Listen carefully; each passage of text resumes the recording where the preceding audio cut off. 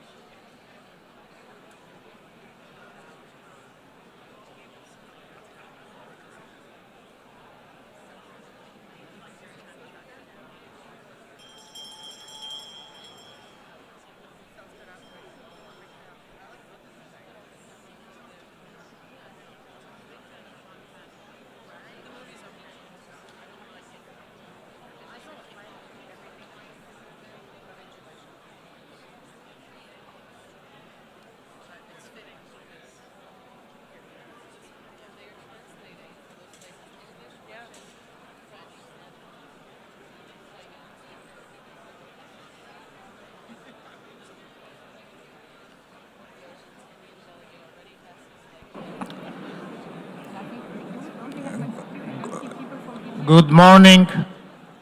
Good morning. I would appreciate if you can take your seats. We are going to start now.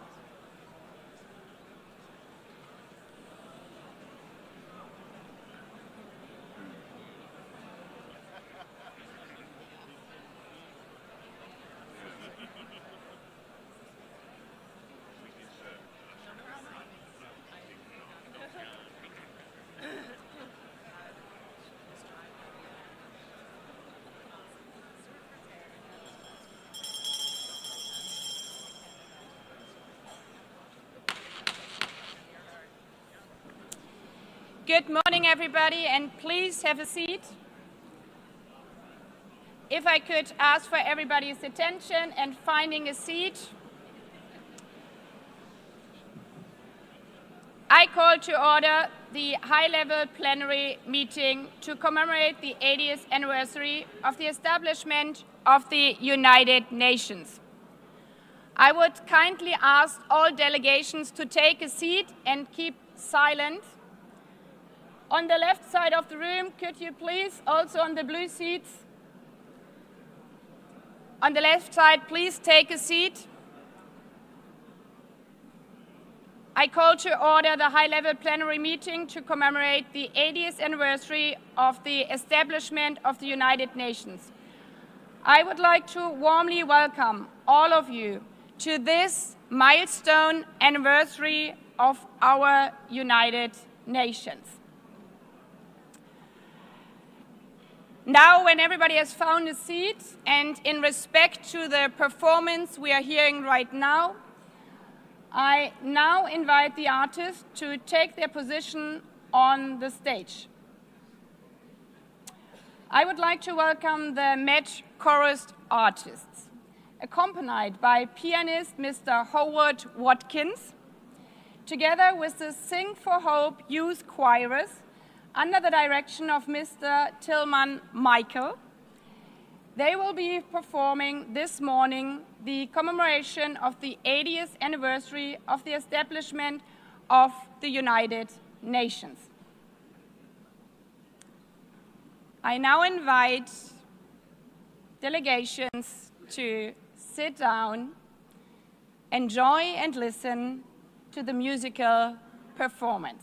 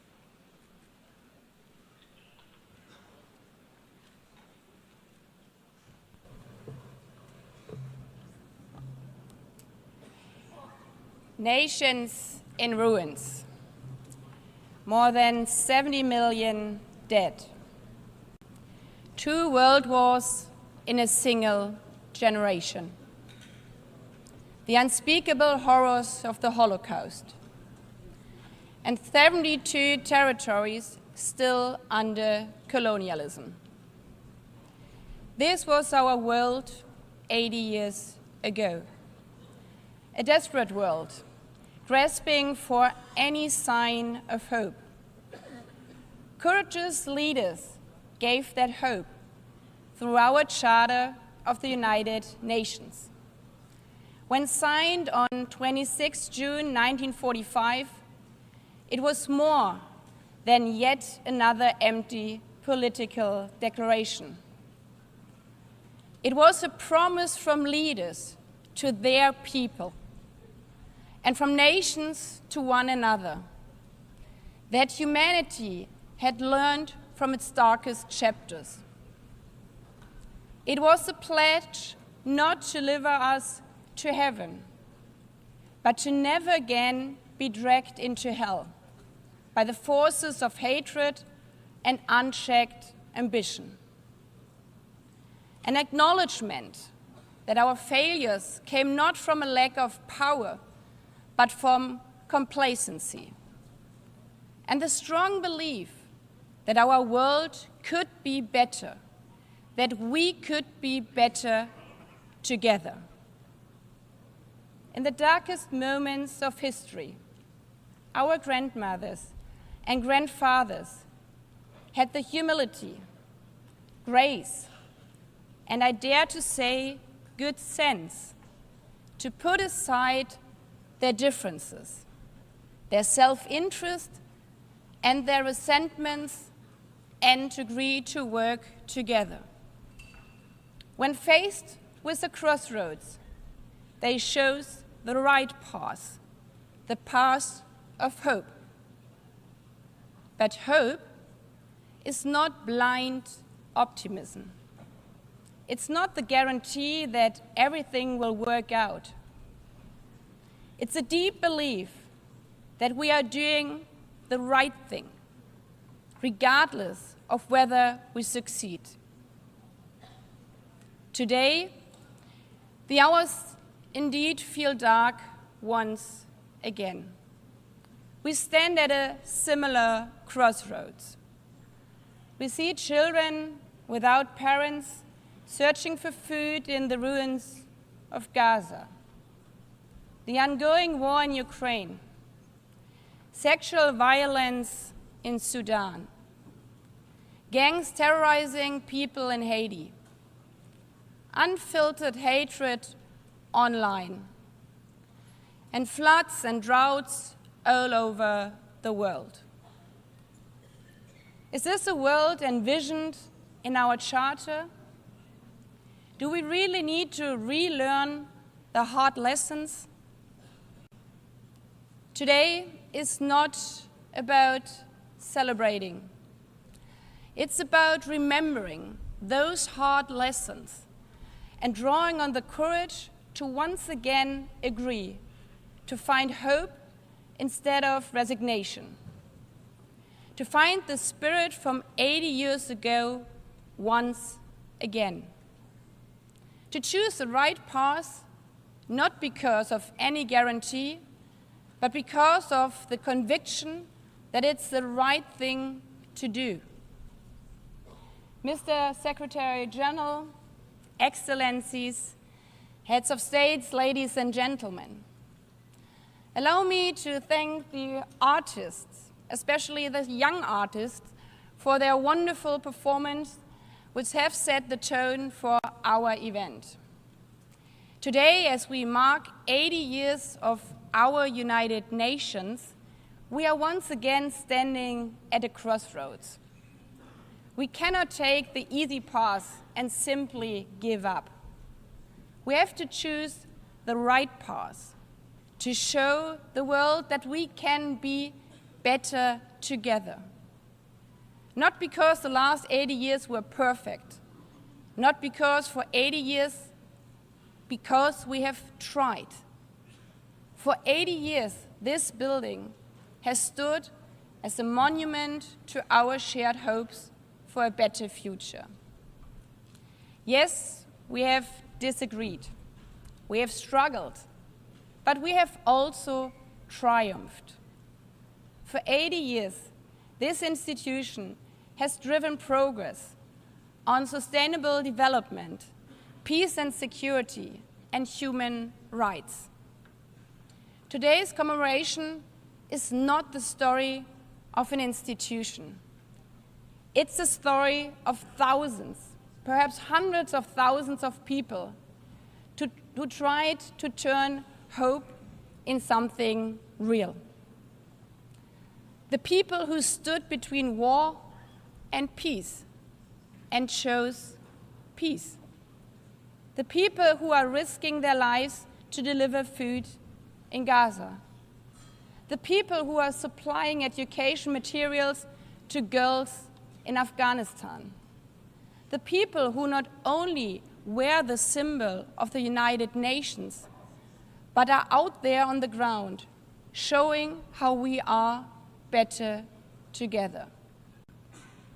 This is why this is the theme of this 80th session, better together.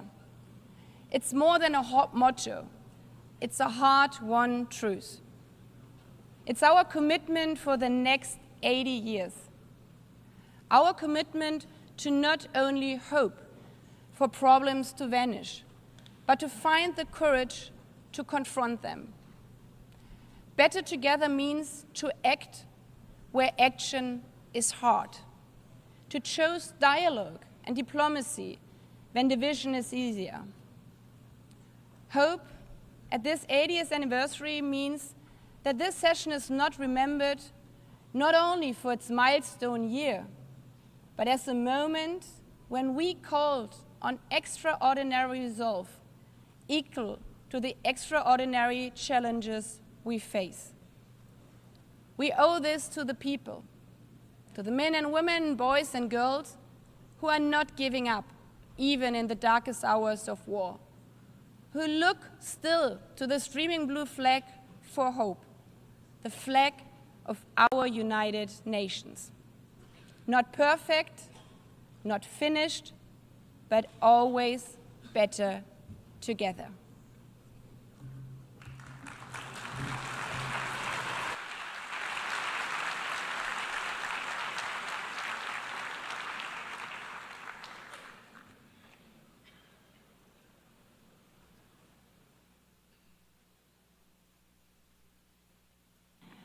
I now invite delegations to view a short film on the occasion of the 80th anniversary of the establishment of the United Nations entitled Better Together.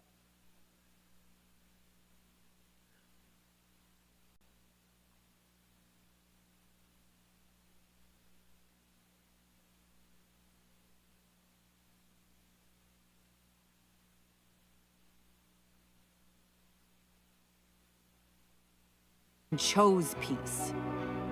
People who said, dignity cannot be broken. People who carried food on their backs, who rebuilt schools, who gave shelter to strangers. People who stood for the earth before it was too late. And the people who will carry it forward. The young, the unheard, the unstoppable. For 80 years, this has been and will be the work of humanity. Not perfect, not finished, but always better together. 80 years and more for peace, human rights, and sustainable development. UN. Better together. I give the floor to His Excellency Antonio Guterres, Secretary General of the United Nations.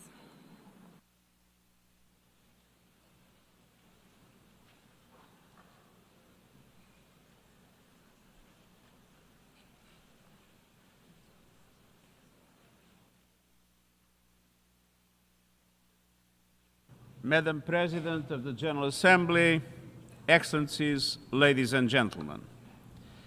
As we mark the 80th anniversary of the United Nations, I invite you to return for a moment to our earliest days.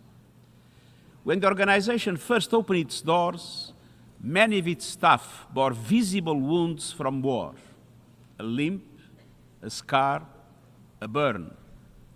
One of them was Major Brian Urquhart, the second person to be hired by the UN. A British soldier during the Second World War, he had been blown up on a ship in the Channel, witnessed the liberation of the Bergen-Belsen concentration camp, and carried for the rest of his life the limp from a parachute that failed to open. He was not alone. A clerk might quietly mention a bullet wound. A delegate, the shard of shrapnel still lodged in its chest. They had seen the worst of humanity, the horrors of the death camps, the cruelty of combat, cities entirely wiped out.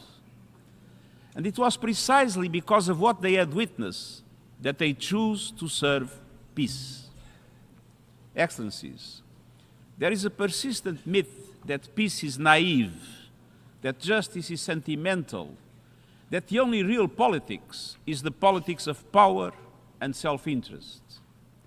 But those early staff were not idealists untouched by reality. They had seen war and they knew.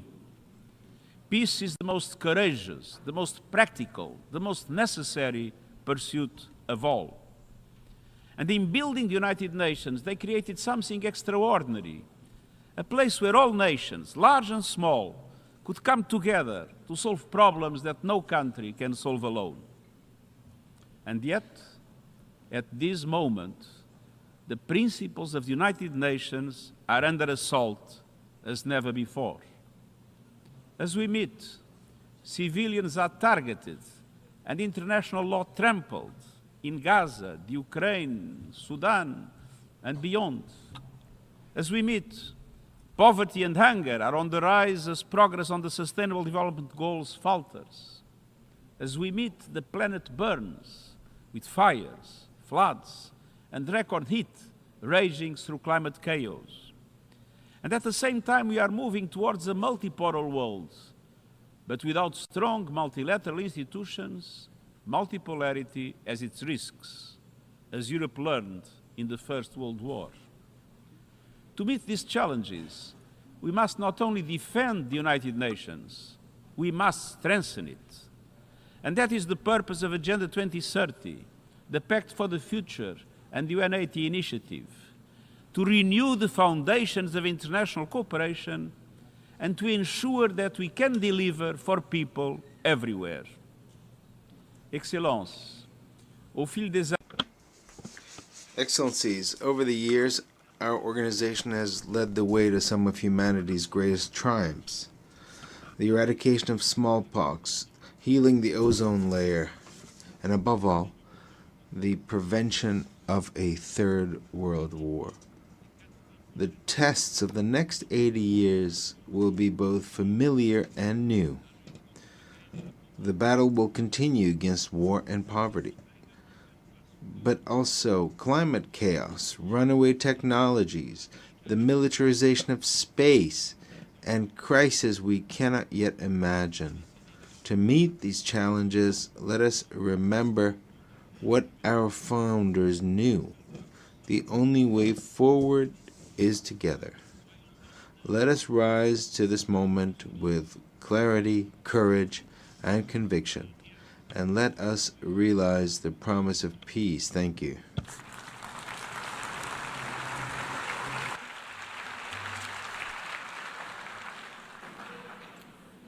I thank the Secretary General. I have the honor now to give the floor to Her Excellency Ellen Johnson Sirleaf, former President of Liberia, 2011 Nobel Peace Laureate, and Africa's first elected female head of state, a champion of peace, justice, and democratic governments, a former United Nations staff member, and a steadfast voice for multilateralism.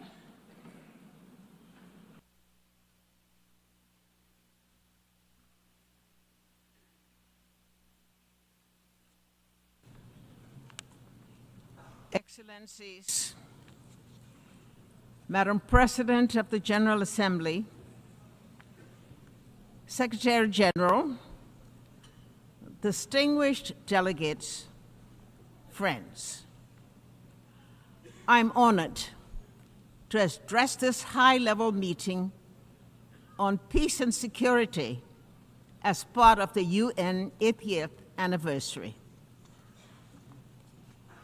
80 years after the founding, we must recommit to the Charter, to our common security, to the belief that nations can choose dialogue over destruction. We begin in Africa, our shared cradle of resilience and hope, where democracy is weakening, where fractures across borders from Sudan to the Sahel to the Great Lakes strain our regional architecture. Yet, across Africa, communities stand up to extreme violence. Regional bodies mediate transitions, and women's groups negotiate truces when the state is distant and humanity is near. We have learned hard lessons. prevention costs less than reconstruction. Reconciliation is a process, not an event. Peace agreements require institutions and citizens to be real. When guns fall silent, skills training, jobs, justice, and dignity must follow swiftly. Liberia's story illustrates UN-led progress and success. The largest peacekeeping force joined Africa's forces to disarm fighters, support elections, reform security institutions, and create space for reconciliation and growth. India's all-female formed police unit strengthened protection and public trust. The mission ended with Liberia standing on its own feet, out of war, into a fragile peace with accountability, inclusive dialogue, and economic opportunity for young people. We must acknowledge that the multilateral architecture built to shield future generations from war is underperforming. That global leadership lacks a unified effort to respond to a technological-enabled world. Commemoration without candor is unaffordable. The world asks whether this House will protect civilians and uphold international humanitarian law. These are not words of despair. They are summons to repair. Our answer must go beyond words. It must translate into actions felt by a family in a tent, a nurse in a clinic, a child in school. A call for change, a renewed vision of collective security, and a broader approach to the triple planetary crisis and worsening inequality. The call for the new design of a new vision, better together, must ensure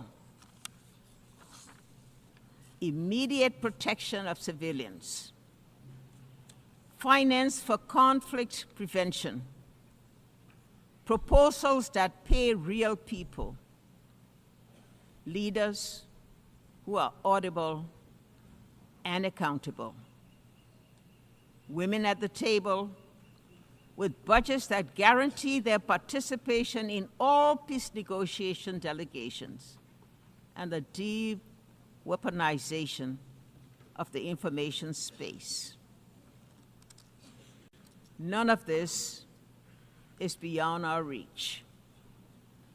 It demands humility to listen, courage to compromise, persistence to implement. Peace is not built only in conference rooms, but in classrooms where girls learn without fear, clinics where mothers deliver safely, markets where youth find dignified work, courts where law is fair, and in daily acts of neighborly coexistence. 80 years on, the United Nations founding generation would ask if we are still worthy of the hopes inherited. Our answer must be yes. Not because the world is less dangerous, but because our determination is stronger. Better together. Your theme,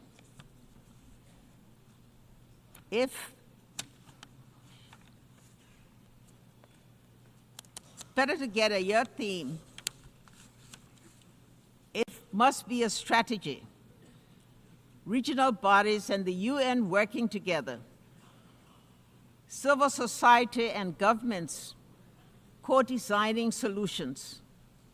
Women and men sharing power equally. Truth and reconciliation traveling the same road.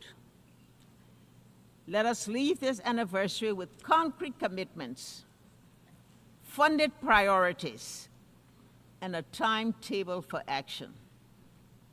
Show those in shelters standing in the bread lines and awaiting news of loved ones that the United Nations, as it celebrates its 80th year, remains a place of peace, a place of refuge, a place of unity, and a place of hope. I thank you.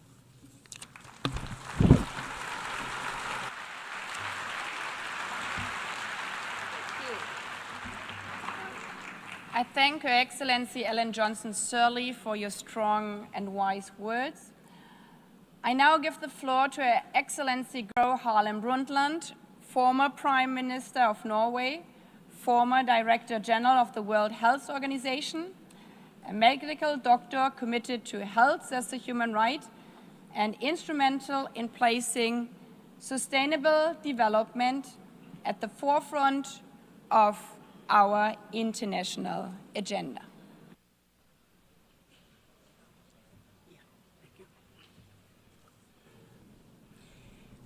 Madam President,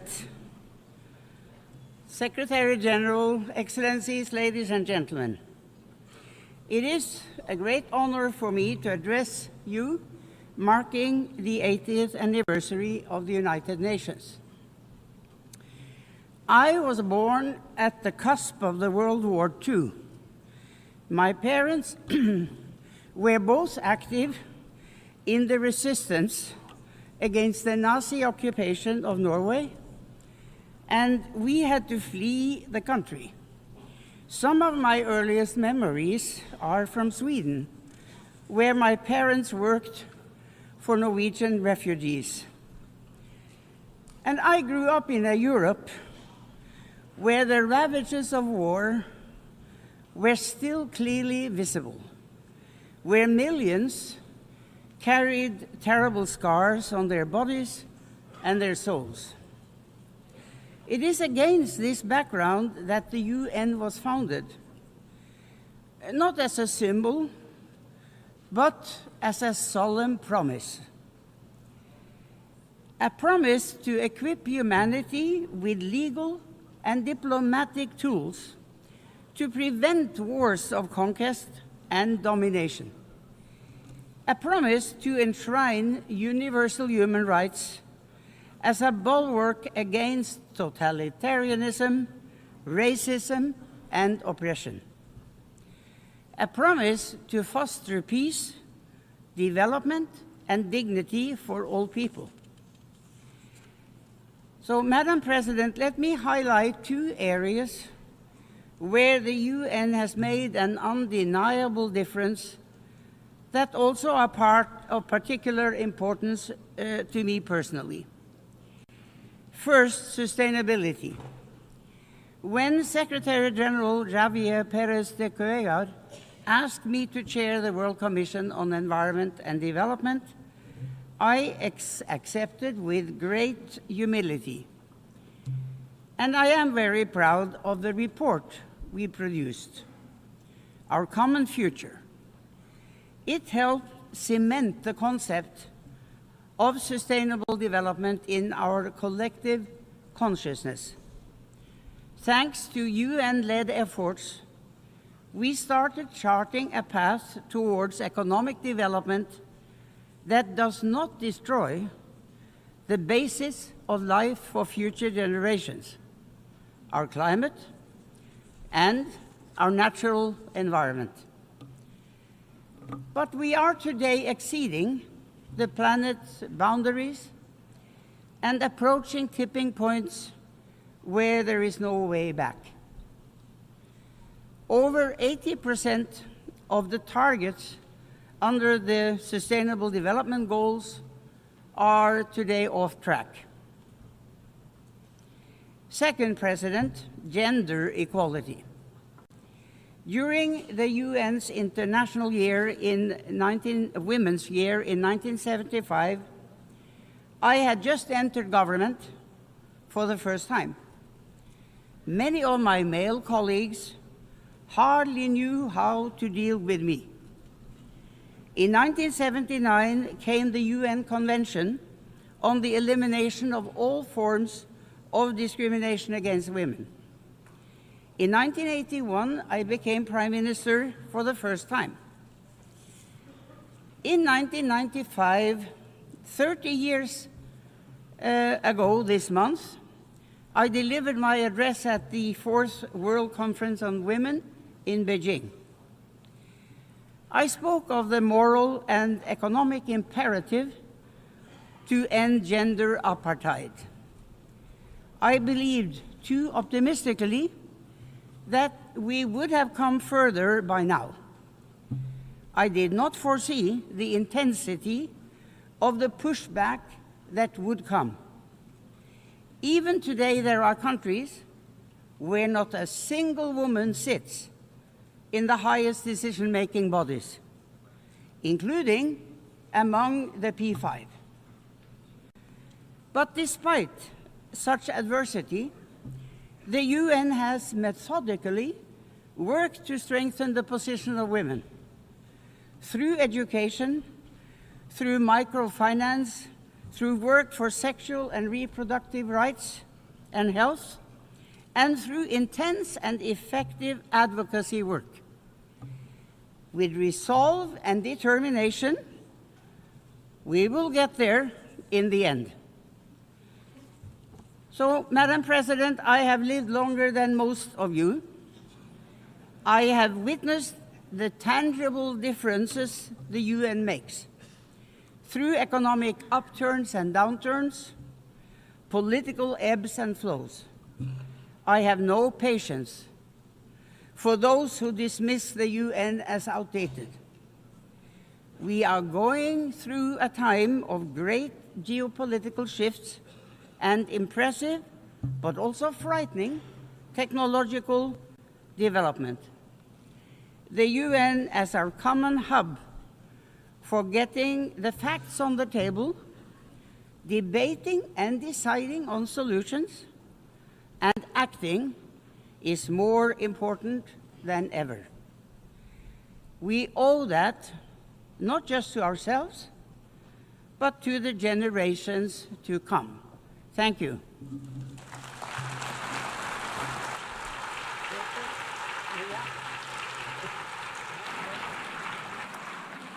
I thank Her Excellency Gro Harlem Brundtland for her blunt and powerful words. I have the honor now to give the floor to Ms. Maria Ressa, 2021 Nobel Peace Prize laureate, award-winning journalist, professor at Columbia University, co-founder of Rappler online news site, and a fearless defender of freedom of expression in the face of constant political harassment and arrests. President Baerbock, Secretary General Guterres, distinguished delegates, ladies and gentlemen. I'm normally chasing you here, and here I am. It's actually a very interesting place. Look, 80 years ago, this institution was born to prevent humanity from destroying itself. Never again, after fascism manipulated information, eroded truth, and dehumanized entire populations to enable genocide and global war.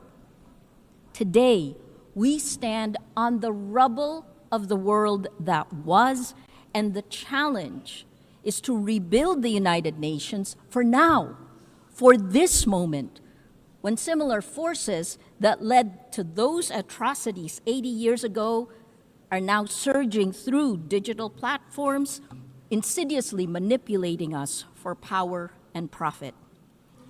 The biggest battle we face today is impunity. and it leads to our dehumanization in both the physical world, where wars rage from Ukraine to Gaza, and in the virtual world, where our minds and emotions are manipulated by surveillance capitalism for profit. To fight that, we need information integrity to remind us to be human. I became a journalist because information is power. But news groups lost our gatekeeping powers when an atom bomb exploded in our information ecosystem, a technological one that's silently destroying the very foundations the UN was built to protect. This is the deadliest period for journalists in recorded history. More than 240 journalists killed in Gaza alone. More than died in World War I, World War II, Vietnam, and the former Yugoslavia combined. This is unprecedented. They're targeted, and there must be accountability. We're living through an information Armageddon, where lies spread 6 times faster than facts on social media. That's a 2018 MIT study. It is so much worse today with generative AI. And the 3 sentences I've said over and over since 2016, without facts, you can't have truth. Without truth, you can't have trust. Without these 3, we don't have a shared reality. We can't begin to solve any problems, let alone the existential ones you heard from the speakers before me. We cannot have journalism. We cannot have electoral integrity. We cannot have democracy. This is manipulation of human behavior at the cellular levels of our countries. Algorithms reward outrage over empathy, spreading fear, anger, and hate, pumping us full of toxic sludge. Regulating technology isn't a free speech issue, it's about public safety.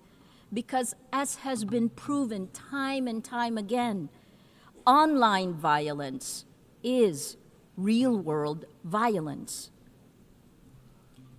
As a Filipino, I'm proud that my country was a charter member of the United Nations, one of only 3 Asian founding nations. Our commitment to multilateralism and peace runs deep. But that legacy was tested under the Duterte administration. Among the actions it took, it filed 11 criminal charges against me in a little over a year. Until today, I still need Supreme Court approval to be here. But I'm here.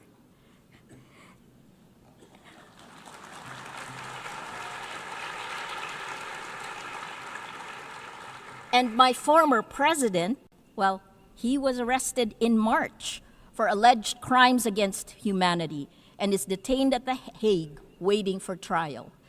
Impunity ends.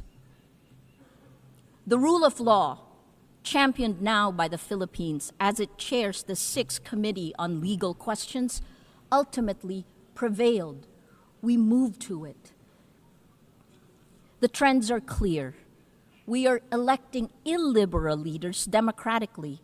As of March this year, VDEM said that 72% of the world is now under authoritarian rule. So we turn to you at the UN. It has its critics because you have to move faster. Security Council votes paralyze action on major crises. Outdated representation excludes rising powers. Bureaucratic processes respond too slowly to urgent threats. But as you know, the solution isn't to abandon multilateralism, it's to strengthen it by addressing the very impunity that undermines international law. At this time of creative destruction, I implore you to create. Here are 3 solutions. First, end big tech impunity through global accountability.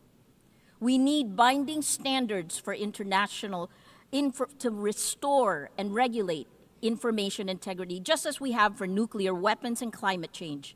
There are 2 new initiatives, first from the Vatican, created last weekend with His Holiness Pope Leo XIV, a declaration demanding artificial intelligence remain under human control with clear accountability mechanisms. The second one will be launched later today, a global call for AI red lines, which more than 200 of us have signed. We urge your governments to establish clear international boundaries to prevent universally unacceptable risks for AI. At the very least, define what AI should never be allowed to do. Second, build alternative infrastructures for trust. It isn't just big tech that failed to protect the public in the virtual world. It's also you, the governments. At Rappler, we built a chat app using open source protocols. Countries that care about data privacy, France, Germany, all their government websites are on the Matrix protocol. It allows real people to talk to real people without manipulation. The vision is a global federation of trusted news organizations, because this is how journalism will survive and how we begin to build infrastructures of trust. Finally, the third one, create, that's our word today. Invest in comprehensive solutions. Let your imagination run. 3 examples that's happening now. More than 3/4 of UN members now recognize Palestinian statehood, showing that international law can advance despite impunity.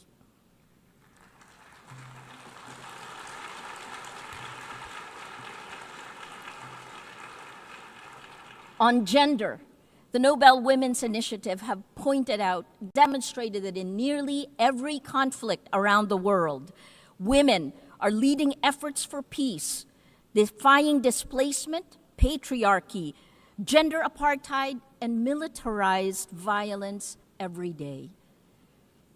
And finally, on Wednesday, Demokrasya Siyempre, 20 nations will pledge to strengthen democratic institutions and fight for information integrity. More than 40 Nobel laureates we have gathered together to support this multilateral initiative led by the Global South. Information integrity is the mother of all battles. Win this, and we can win the rest. Lose this, and we lose everything. Please choose courage over comfort, facts over fiction, hope over fear.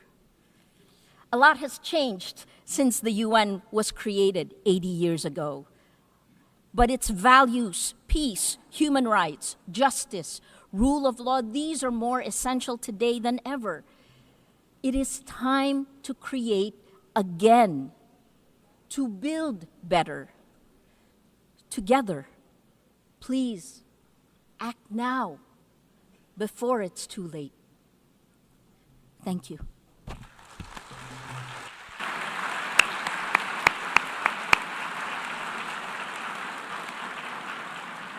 I thank Maria Ressa also for her very powerful words.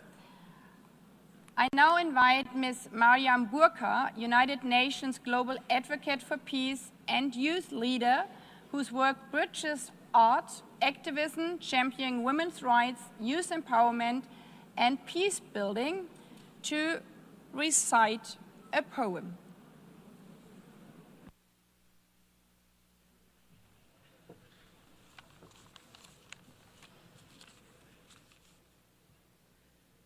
The President, Secretary General, distinguished delegates, excellencies, good morning. Walking these halls, I realized that the United Nations was not built from harmony. It grew out of the ashes of war and the grief watered by the collective memory of what happens when dialogue and cooperation fails. Its foundation is not peace achieved, but peace pursued, fragile, imperfect, necessary, not just worth fighting for, but requiring a fight. And today, 80 years on, we gather to honor what has been achieved. Nations rebuilt, walls of division lowered, millions lifted by the shared will. But these are victories worth remembering, but the story is unfinished. The cracks in the foundation calls us to repair, to act, not to retreat. Our world bleeds before our eyes. Children in conflict zones, nations silenced by hunger and war. And it begs the question, are we witnessing the collapse of conscience in real time? Because behind every pact, there are people. Behind every statistic, there is a story. And behind every commitment that we sign, there are lives depending on whether we honor our words or not. And so this is not the time to feel powerless, because yes, hope and despair can coexist in the same breath, because healing is not linear. The United Nations is not a monument, it is a mirror. And it reflects what we have dared to imagine 80 years ago. And today, here, it asks, will we dare again? Will we dare to work better together? Because if the past proves that we can build peace from ashes, then the present demands that we build it again, louder, braver, together. I speak as a global peace advocate, not because peace is easy, but because silence is complicity, and so I will not be silent. You know, I used to think that peace was a place, a final destination we arrive at after all wars have ended. But I have come to understand that peace is not a line that we cross. It is a choice that we make over and over and over again, especially when it is the hardest, especially when it feels far away. Peace is not a silence we force into people's mouths. It is not the absence of war, but the presence of understanding. Peace is a child learning to sleep again without flinching at the wind. It is a mother not having to choose between bread and dignity. It is a father not having to swallow his voice to feel like a man. Peace is messy, like forgiveness. It does not arrive in parade floats. Sometimes it comes crawling through broken windows when we finally agree that being right is not better than being whole. Peace is not found, it is built, brick by brutal brick, by hands that once knew how to fight, now choose to hold instead. There was a time when we measured strength by how long we could hold a grudge. But today, let us measure strength by how long we could hold space for someone else's truth. Because there was a me and a you before there was ever an us. And if us is broken, then peace is what lets us lay down the shards without aiming at each other's throats. Peace is the poem you write after the war in your chest has finally run out of ink. It is the moment you return to your body and find yourself still standing. Peace is not easy. And so let us not forget the ones who have carried peace quietly through the fire.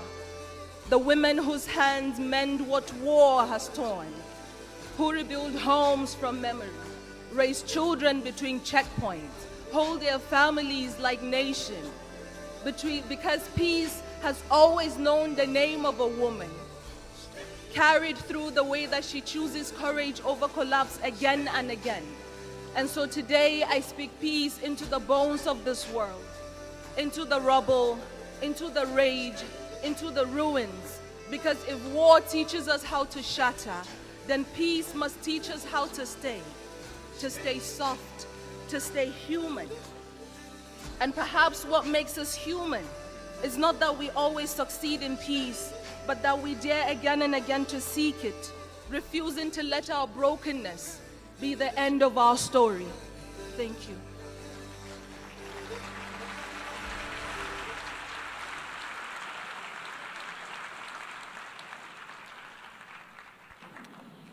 I thank Ms. Burkan, and as we conclude and after listening to this beautiful poem, let me emphasize again, peace is only a word and better together is only a slogan until we embrace it. So I invite you to embrace and live up to be better together over this 80th session. This is not the story of an institution.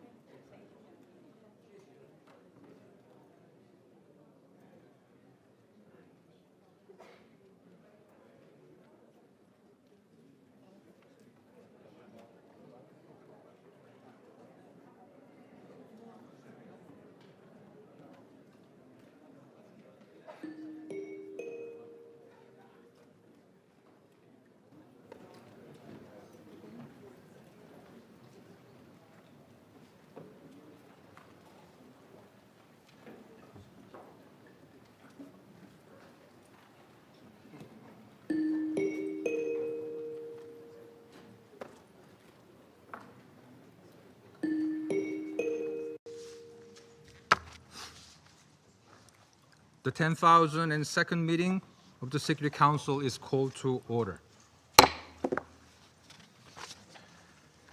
The provisional agenda for this meeting is threats to international peace and security.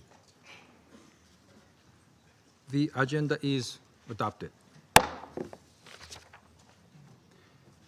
I would like to warmly welcome distinguished ministers and other high-level representatives present in the Security Council chamber. Your presence today underscores the importance of the subject matter under discussion. In accordance with Rule 37 of the Council's Provisional Rules of Procedure, I invite the representative of Estonia, Germany, Latvia, the Kingdom of the Netherlands, Poland, Romania, Sweden, and Ukraine to participate in this meeting. It is so decided. In accordance with Rule 39 of the Council's Provisional Rules of Procedure, I invite Mr. Miroslav Jenča, Assistant Secretary General for Europe, Central Asia, and Americas, Departments of Political and Peacebuilding Affairs and Peace Operations, to participate in this meeting. It is so decided. In accordance with Rule 39 of the Council's Provisional Rules of Procedure, I also invite Her Excellency Ms. Kaja Kallas, High Representative of the European Union for Foreign Affairs and Security Policy and Vice President of the European Commission, to participate in this meeting. It is so decided.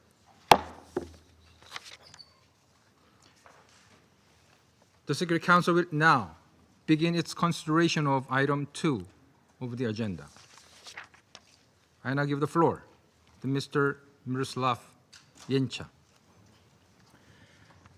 Mr. President, in a letter dated 20 September 2025, addressed to the President of the Security Council, the permanent representative of Estonia to the United Nations informed that on 19 September, 3 Russian MiG-31 fighters entered up to 10 kilometers inside Estonia's airspace for 12 minutes in violation of Estonian airspace. The United Nations is not in a position to confirm any of the claims made regarding the incident and does not have any further details of the events. This briefing is therefore solely based on information available from public sources.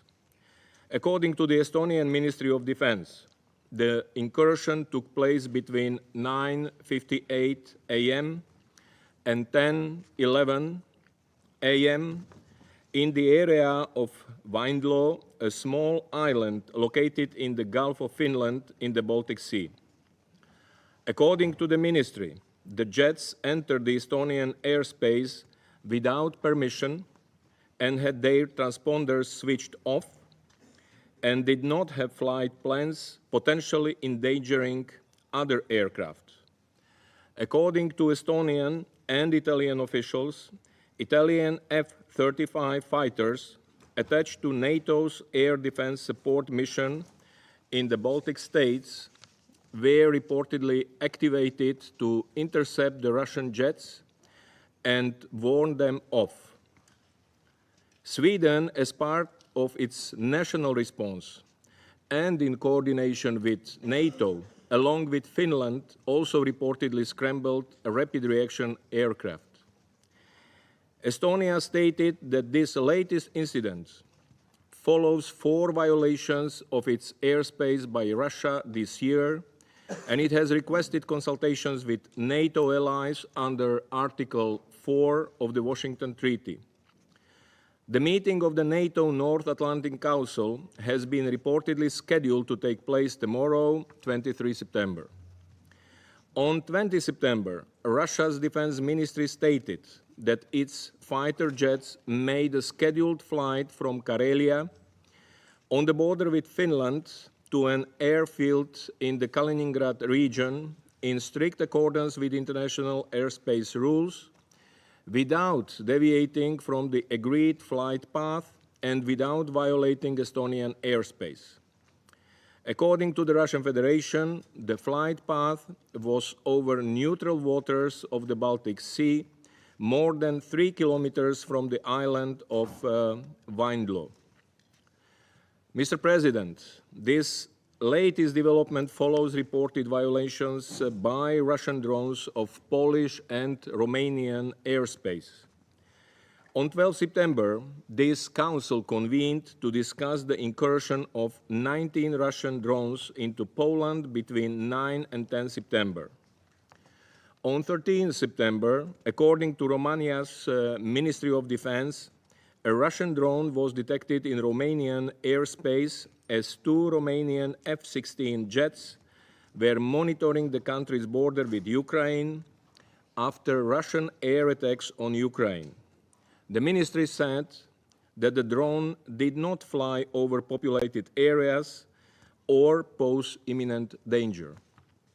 This series of recent incidents further underscored the already high tensions that endanger European security as the war continues to rage in Ukraine. Violations of sovereign countries' airspace are unacceptable. We again urge all concerned to act responsibly, to use all available channels, and to take immediate steps to de-escalate tensions and prevent further risks to regional security. The world simply cannot afford such danger to spiral out of control and for the devastating war in Ukraine to further escalate and expand. Mr. President, over the weekend in Ukraine, Russian drones and missiles continue to hit several regions, killing at least 3 people, injuring dozens more, and damaging civilian infrastructure and residential buildings. Several civilian casualties were reported across the country. According to the Ukrainian authorities, in the central city of Dnipro, a missile with the reported cluster munition hit a residential apartment building, killing at least 1 person and injuring at least 30 others. Local officials reported that 2 people were also killed in the Chernihiv region in the north and the Khmelnytsky region in the west of the country. According to the Ukrainian authorities, over the past week, Russia launched more than 1,500 attack drones, 1,280 guided aerial bombs, and 50 missiles of various types. This represents a clear escalation of Russia's attacks against Ukrainian cities and towns. More casualties were also reported over the weekend in the Belgorod region of the Russian Federation, where, according to local officials, 2 civilians were reportedly killed and 4 injured as a result of Ukrainian shelling and drone attacks. The continuing trend of intensifying widespread attacks once again underscores the need to build on recent initiatives for diplomatic efforts toward peace before the situation reaches even more dangerous levels. We reiterate our call for a full, immediate, and unconditional ceasefire to pave the way for a just, lasting, and comprehensive peace in Ukraine in line with the UN Charter, international law, and relevant UN resolutions. The United Nations remains ready to support all meaningful efforts to this end. I thank you. I thank Mr. Yencha for his briefing. I now give the floor to His Excellency Mr. Lars Roque Rasmussen, Minister for Foreign Affairs of Denmark.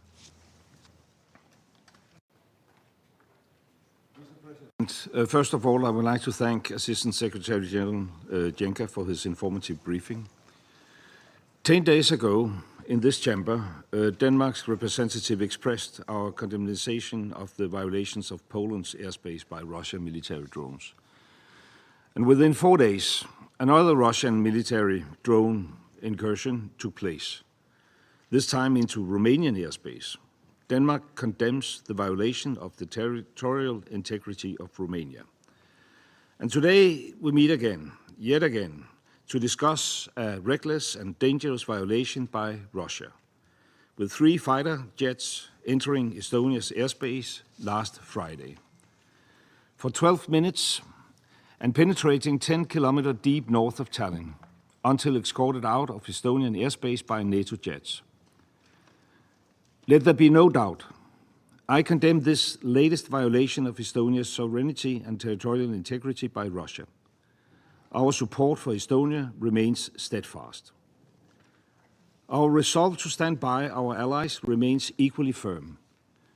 Together with EU partners and NATO allies, we will continue to offer support to Estonia in protecting its borders. Mr. President, these are reckless and dangerous escalations and provocations by the Russian Federation. These are threats to intimidate countries to stop supporting Ukraine and to test our resolve. Russia clearly feels it can act with impunity in Ukraine, the Baltic Sea, the Black Sea, the whole of Eastern Europe. Denmark and its allies will not be provoked by Russia. On the contrary, it only strengthens our resolve and further intensifying our long-standing support to Ukraine, whatever threats are made. We have seen this playbook before. The invasion of Georgia, the annexation of Crimea, the invasion of the Donbas, the full-scale invasion of Ukraine. Russia's neighbors, not unreasonably, fear there could be the next. Denmark stands fully behind Estonia's territorial integrity. The Russian provocations must end immediately. Therefore, we tell the Russian Federation today, step back, take another path. We will not allow the unraveling of the European security architecture. We will not allow Russia to project chaos and uncertainty wherever it wants. And more broadly, these recent air incursions undermine the fundamental pillars of international law that we all benefit from. Mr. President, when the UN was created 80 years ago, the aim was to stop larger states from bullying and terrorizing smaller states, to create an order in which all countries are sovereign, where their territorial integrity is respected. Denmark remains fully committed to these principles. I thank you. His Excellency Mr. Rasmussen for the statement. I now give the floor to His Excellency Mr. Georgios Gerapatritis, Minister for Foreign Affairs of the Hellenic Republic. Thank you, Mr. President, and I would like to thank the Permanent Mission of the Republic of Korea for convening the important emergency meeting. I would like also to thank Assistant Secretary General Jenka for his insightful briefing, and I welcome the participation of fellow foreign ministers and deputy foreign ministers, as well as of the High Representative of the European Union and Vice President Ms. Kallas in this meeting. Dear colleagues, as this organization celebrates the 80th year since its establishment, international order, peace and security are gravely challenged around the globe. It is therefore our urgent and imperative duty to heighten our vigilance and intensify our efforts to meet and contain these challenges, protect international peace and security, and avoid escalations. Only in this way we will be fulfilling the core task of the Security Council. In the course of these last 2 weeks, NATO and EU's airspace has been violated 3 times, as Russian aerial means entered, contrary to international law, the territory of Poland, Romania, and Estonia. The latest incident, involving the incursion of Estonian airspace by 3 armed Russian fire jets, cannot be viewed in isolation.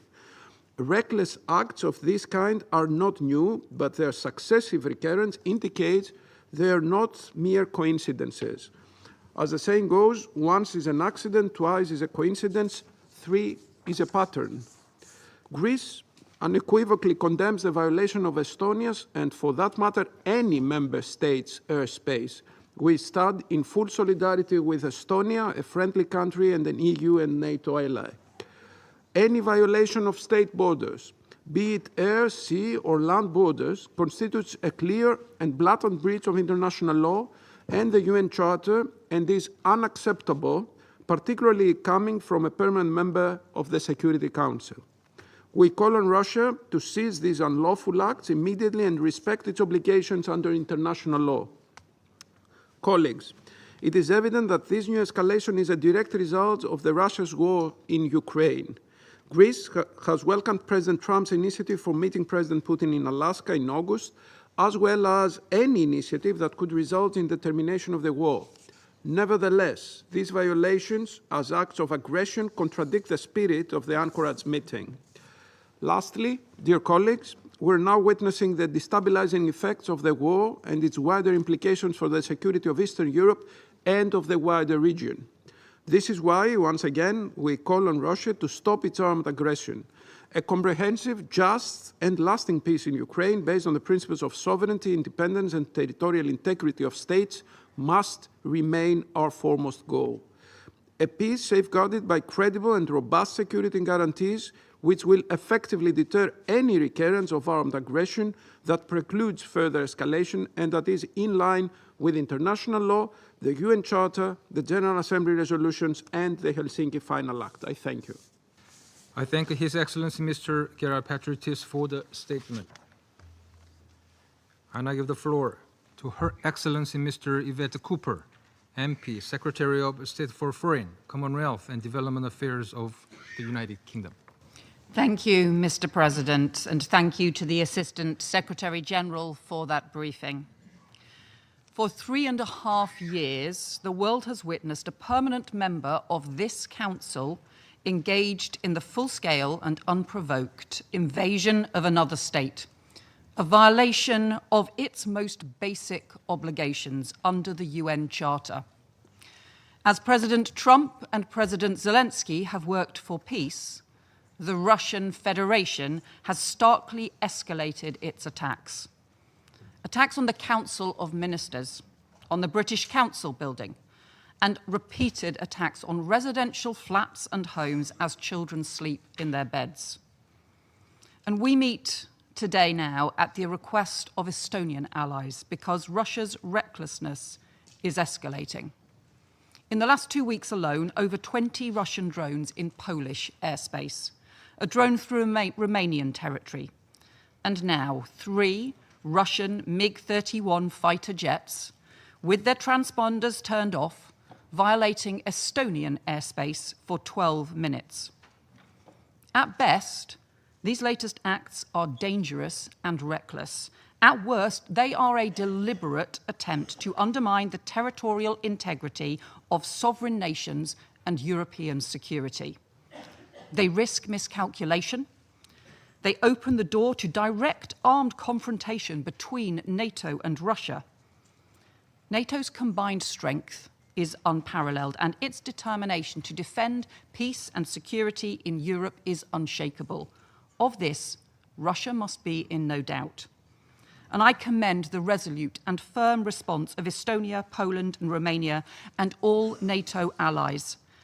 I welcome the launch of Eastern Sentry on 12th of September to ensure the safety and security of the alliance's eastern border, and I'm proud that UK aircraft are taking part. And to those nations and to all NATO allies, I say, the United Kingdom stands in full solidarity with you at this time and always. And to President Putin, I say, your reckless actions risk a direct armed confrontation between NATO and Russia. Our alliance is defensive, but be under no illusion. We stand ready to take all steps necessary to defend NATO's skies and NATO's territory. We are vigilant, and we are resolute. And if we need to confront planes that are operating in NATO airspace without permission, then we will do so. The United Kingdom stands by our friends. We are unwavering in our support for the principles of the UN Charter, for our NATO allies, and for Ukraine. And we are committed to increasing the pressure on Russia until it ends its illegal war against Ukraine, ceases its reckless acts, and respects the sovereignty of other states. Russia's imperialist warmongering is a threat to international peace and security. It is a threat to the values and principles that underpin this organization that has done so much to support stability and prosperity these past 80 years. We must counter it for the sake of us all. Thank you. I thank Her Excellency Ms. Cooper for her statement. And I give the floor to Her Excellency Ms. Emelita Gabric, Deputy Minister for Foreign and European Affairs of Slovenia. Thank you, Mr. President. I also want to thank the Assistant Secretary General, Mr. Miroslav Jenča, for your important contribution. Excellencies, we are meeting here for the second time in just 10 days due to the reckless behavior of the Russian Federation that poses a threat to international security. 10 days ago, we discussed a drone incursion into Polish airspace, an incident involving more than 20 drones, making a significant escalation in scale and intensity.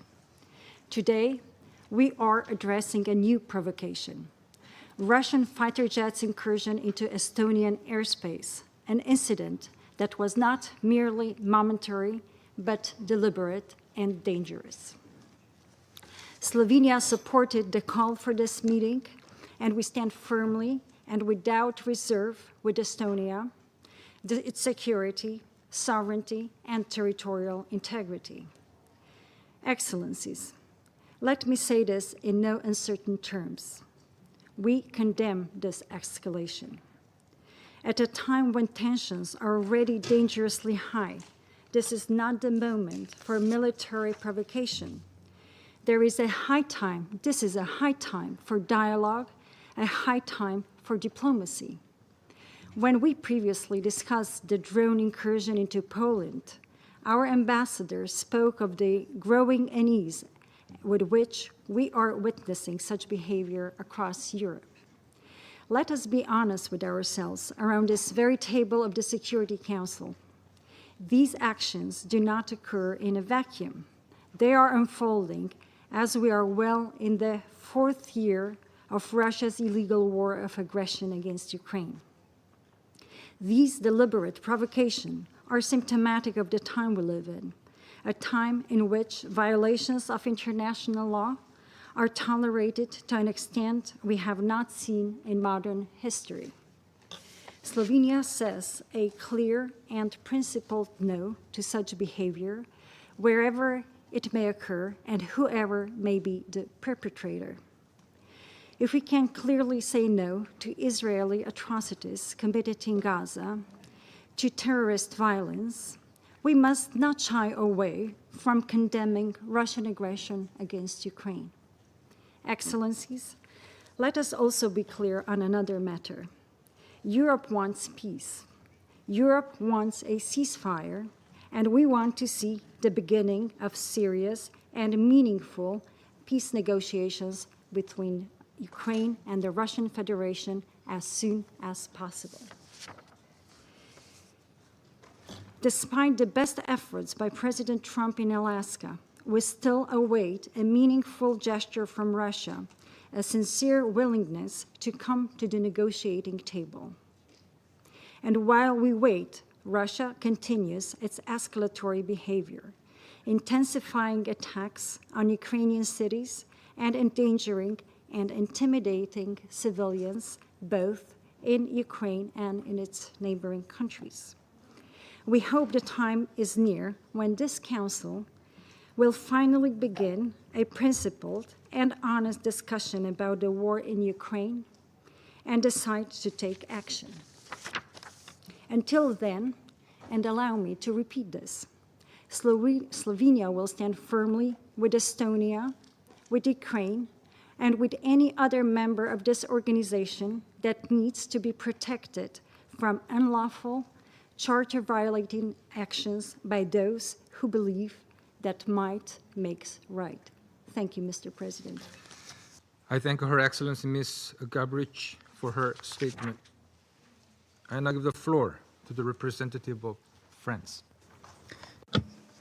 Thank you, Mr. President.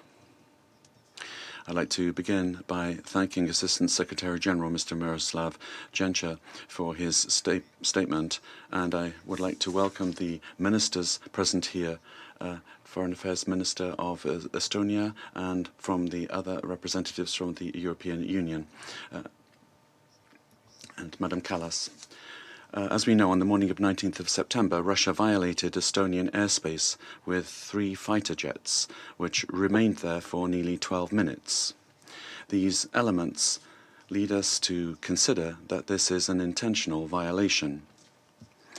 This is the 3rd time in 10 days that Russia has violated the airspace of the European Union and NATO. This latest incursion leaves no room for doubt.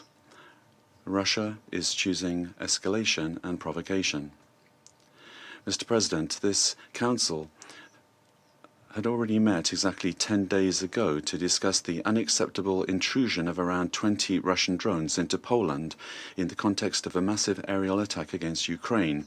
This new violation, this time carried out in broad daylight and by no fewer than 3 fighter jets, not drones, is unprecedented in over 20 years. It confirms the continuation and accumulation of Russia's provocative actions.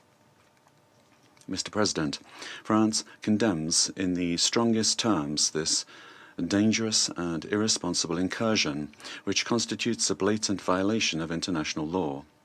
And we stand firmly alongside Estonia, to whom we express our friendship and our full and unwavering solidarity. France directly contributes to Estonia's security. We participate in the strengthening of our security posture on Europe's eastern flank, alongside our allies in the European Union and NATO. Mr. President, we must not forget that at the same time, Russia continues its war of aggression against Ukraine. Just hours after this incursion, it once again carried out massive strikes against Ukraine using 40 missiles and over 550 drones.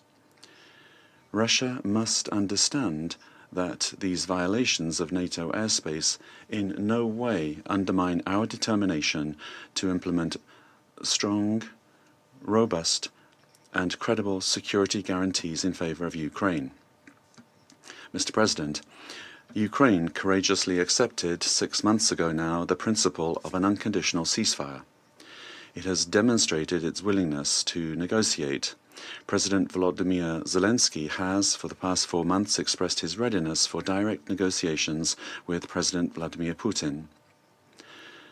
Yet, as world leaders gather here in New York to mark the 80th anniversary of the United Nations, such a meeting has still not taken place. Russia, on the contrary, continues its aggression, and Russia is now escalating its intimidation of Ukraine's neighbors. It continues to violate and undermine the principles of the UN Charter, the territorial integrity and the sovereignty of states. It is up to Russia to seize the offer of a ceasefire and the opening of negotiations, as called for by the UN Secretary-General and the entire international community. Mr. President, it is our responsibility as members of the Security Council to acknowledge the obvious and to call upon Russia to end these reckless provocations and to put an end to the large-scale war that it launched more than 3 years ago on the European continent. Thank you. I thank the representative of France for the statement. I now give the floor to the representative of China. President, I thank ASG Janša for his briefing and welcome the high-level representatives of Estonia and other relevant countries to the meeting today. President, the airspace incident discussed by the Security Council today and the drone incident discussed a few days ago are both spillover effects of the Ukraine crisis. They reflect the lack of mutual trust and growing suspicions among relevant parties, and illustrate the complex and sensitive nature of the current European security situation. As long as the Ukraine crisis remains unresolved and the war continues, similar incidents are likely to reoccur. Therefore, the urgent imperative and fundamental solution are to realize a political resolution to the Ukraine crisis as soon as possible and to build balanced, effective, and sustainable European security architecture. Regarding the Ukraine crisis, we have fully elaborated our position on multiple occasions at the Security Council before. Tomorrow, the Council will hold a high-level meeting on the issue of Ukraine, when China will expand our position again. I will not go into details today. On the airspace incident, China urges the parties concerned to remain calm and exercise restraint, clarify facts and dispel doubts through dialogue and communication, avoid misunderstandings and misjudgments, and prevent the situation from expanding or escalating. We always maintain that countries should follow the purposes and principles of the UN Charter in handling international relations. Thank you, President. I thank the representative of China for the statement. I now give the floor to the representative of Somalia. Thank you, Mr. President. At the outset, I would like to thank ASG Yancha for his briefing on the development in the Baltic Sea region.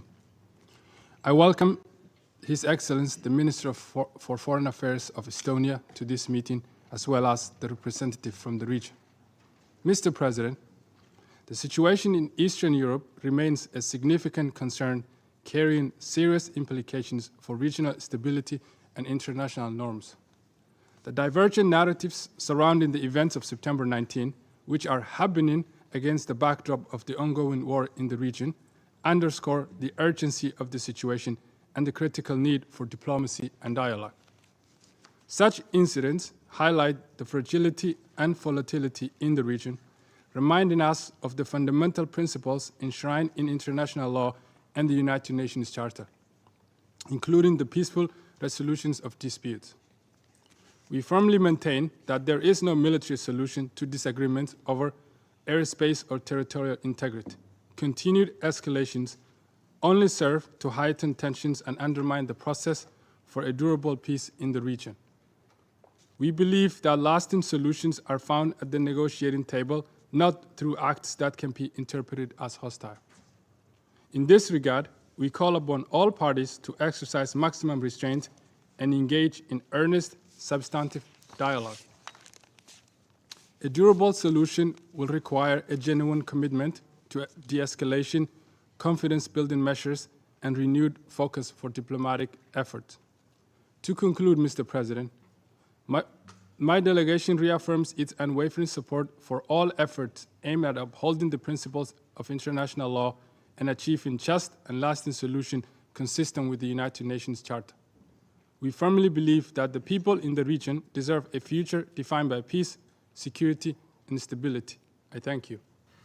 I thank the representative of Somalia for the statement. I now give the floor to the representative of Russian Federation. Thank you, President. There was a time when Europe, for many of us, was associated with the Renaissance, the Enlightenment, cutting-edge philosophy, culture, and science. Yet today, all of that, unfortunately, has gone, and it's gone for good.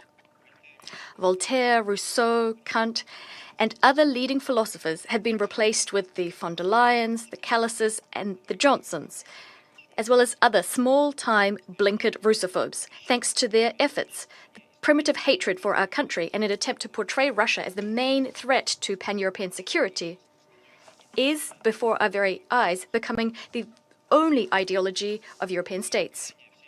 They're trying their utmost to make the next generation forget the bitter experience of predecessors of today's Euro-integrators. For instance, the experience of Napoleon and Hitler, who suffered defeat at our country's hands, for which Europe paid a lengthy and painful price. Any events are immediately interpreted through an anti-Russian prism. The very idea that war with Russia is unavoidable is being frantically pounded into the heads of the European populace. Russia is being branded all sorts of things, portrayed as an enemy, not even going to the trouble in principle of using facts or evidence. When these assertions turn out to be false, no one even thinks about apologizing for spreading such blatant lies. Today, we will have an excellent opportunity to see this for ourselves, given that in the room we have a lot of European extras. These extras will, as per usual, will be letting their imaginations run wild regarding the threat from Russia. This paranoia has reached never-before-seen heights.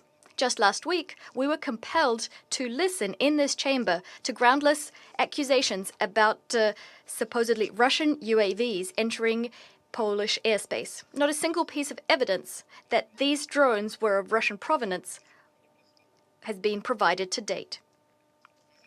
It's telling that just a few days later, we heard that the incident involving damage to the roof of a residential house in Lublin province, which was a key component of this anti-Russia campaign, in reality was the result of a missile erroneously being dropped from a Polish fighter jet. The Polish Prime Minister Tusk today recognized that not a single drone that was found contained explosives. Not a single one posed a threat to civilians. As for the Polish opposition, it clearly said this is a blatant provocation, the aim being to pull Poland into war. President, we take very seriously allegations against our armed forces. We always try to get the facts, which should allow us to understand what actually happened. This is why, in trying to get to the bottom of the situation, we immediately proposed for the Polish side to engage in bilateral consultations with us. Yet we didn't get a sensible reaction from Warsaw. This attests to only one thing. Neither Warsaw nor Brussels want the truth. All they need is a pretext for a new wave of the Russophobia campaign they're engaged in. It's very difficult to comment.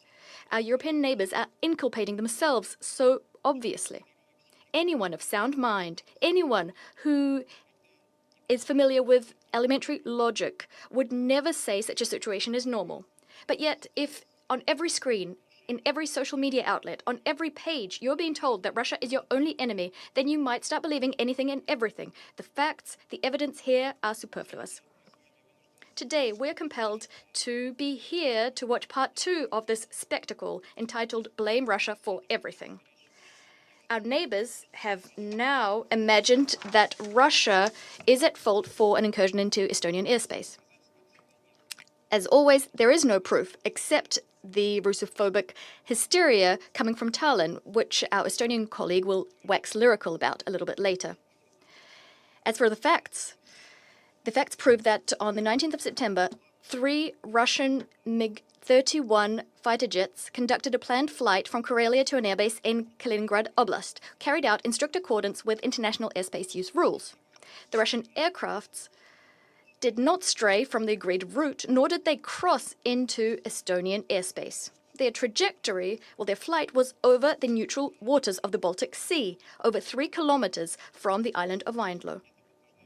Flight recorded data confirm this. If Estonia wanted to, it could have checked this itself. But Tallinn is not pursuing such an objective. Their goal is different, going against common sense and the facts to foment hysteria and accuse Russia of provocations. Thus, NATO representatives rushed to call what happened reckless behavior. And the head of European diplomacy, who also happens to be Estonian, called for a firm stance in support of the Baltic states. To be perfectly frank, our European colleagues deserve our sympathies. After all, the project they'd been building on our borders for years, the anti-Russia project, and this is what Ukraine was actually turned into after 2014, this project is coming apart at the seams, discrediting itself. Ukraine became the Zelensky concentration camp long ago. It's not sparing its people. They're dying by the thousands every day in a senseless meat grinder in the name of Western geopolitical interests. The Zelensky regime has turned its country into a symbol of corruption, outright theft, violations of human rights, the freedom of religion, and the freedom of speech. In European capitals, despite all of this, they continue to laud so-called Ukrainian achievements, giving money and weapons to the Kiev regime, although they're clearly increasingly ashamed of their own puppets. However, they can't understand how to disentangle themselves from this fix. As a result, not-so-creative Euro bureaucrats have found nothing better to do than to whip up anti-Russian hysteria in the hope that European voters won't notice. This is a strange strategy, and without a doubt, it will achieve the opposite of what it intends to do. What will they accuse Russia of next? After all, they're not bothering to check the evidence nor the logical rationale for our actions. It's hard to think where their imaginations will take us next when no one cares about the facts. President, without a doubt, we understand that the hysteria of our European colleagues is also directed at trying to return the new US administration, including President Trump, to an anti-Russia course. It's aimed at undermining the understandings and undertakings entered into by Russia and the US by their presidents in Alaska a month ago. On this note, I'd like to quote the US Vice President, J.D. Vance, who at the Munich Security Conference at the start of this year voiced some uncomfortable conclusions, uncomfortable for Europe. The threat, and here I quote, the threat that I worry about vis-a-vis Europe is not Russia, not China, it's not any other actor, external actor. What I worry about is the threat from within, the retreat of Europe from some of its most fundamental values, values shared with the United States, end of quote. Despite this clear-cut diagnosis contained in the aforementioned quote, Europe decided not to listen. Europe today is like an unhinged, paranoid individual unable to respond to criticism. Nor is it able to remember the lessons of history. After all, for the current cast of European leaders and Euro bureaucrats, history was reset to zero in February of 2022. Thus, drawing the lessons of history for today's Europe is bad manners. But this is a very dangerous path. We all know that history is ruthless vis-a-vis those who forget its lessons. Thus, our former European partners, if you want to get hysterical, to foment and to continue levy baseless accusations, go right ahead. But do that without our participation. We won't be partaking in this theatre of the absurd, and you don't need us there. When you decide that you want to engage in a serious discussion about European security, about the fate of our common continent, about how to make this continent prosperous and secure for everybody, we'll be ready. You know where to find us. I thank you. I thank the representative of Russian Federation for the statement. I now give the floor to the representative of Panama. Gracias, señor. Thank you, Mr. President. We are grateful for the detailed presentation of Undersecretary General Yencha, providing us with a more complete picture of the events that took place in Estonia on Friday, the 19th of September. And we'd also like to welcome the ministers distinguishing us today with their presence at this meeting. Just a week ago, this council met to consider with concern the incursion of Russian drones into Polish airspace. Today, once again, we find ourselves addressing similar events, this time concerning the incursion of Russian combat aircraft into Estonian airspace. These incidents, so close together in time and of such threatening nature, illustrate a pattern of actions that could undermine regional stability, and they are a cause of concern for us all. Panama rejects any act of intimidation of one state against another. The violation of Estonian airspace cannot be seen as an isolated event, but rather as an act that threatens international peace and security, the very pillars upon which this Council rests. President, the world is going through particularly turbulent times, where the proliferation of conflicts in all regions is directly and disproportionately affecting the civilian population and global stability. The accumulation of these intimidating incidents does not contribute in any way to peace or international stability. On the contrary, these events erode trust among states and create a climate of heightened tension and vulnerability for collective security, a situation that the world can no longer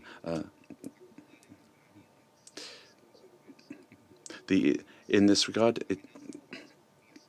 we see that these acts are expanding. Activities in the region are showing this, despite the inconclusive results that have been achieved by efforts of the parties. We still hope that genuine dialogue and decisive diplomacy and commitment can put an end to this conflict. Let us use this space where today the highest authorities are gathered together to mark the 80th anniversary of the United Nations to resume efforts in the right direction.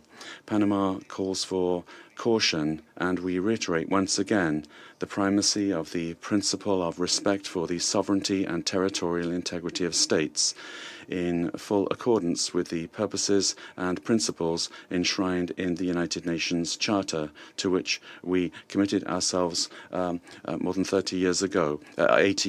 Only through strict adherence to these principles can peace, security, and peaceful coexistence among states be guaranteed. Thank you very much. I thank the representative of Panama for the statement. I now give the floor to the representative of Algeria. Thank you, Mr. President. At the outset, I would like to thank Mr. Miroslav Jenka for his valuable briefing. I would also like to welcome the Foreign Minister of Estonia and all the honorable ministers participating in this meeting. Mr. President, we meet today following recent reports that Russian military aircraft flew into the airspace of the Republic of Estonia on September the 19th. These developments could exacerbate tensions and further escalate the situation in the region, a region that is still suffering from the repercussions of the conflict between Russia and Ukraine. On numerous occasions, Algeria has stressed the need to avoid any action or reaction that could inflame tensions. We have also repeatedly stressed the danger of succumbing to the logic of polarization in the context of this conflict.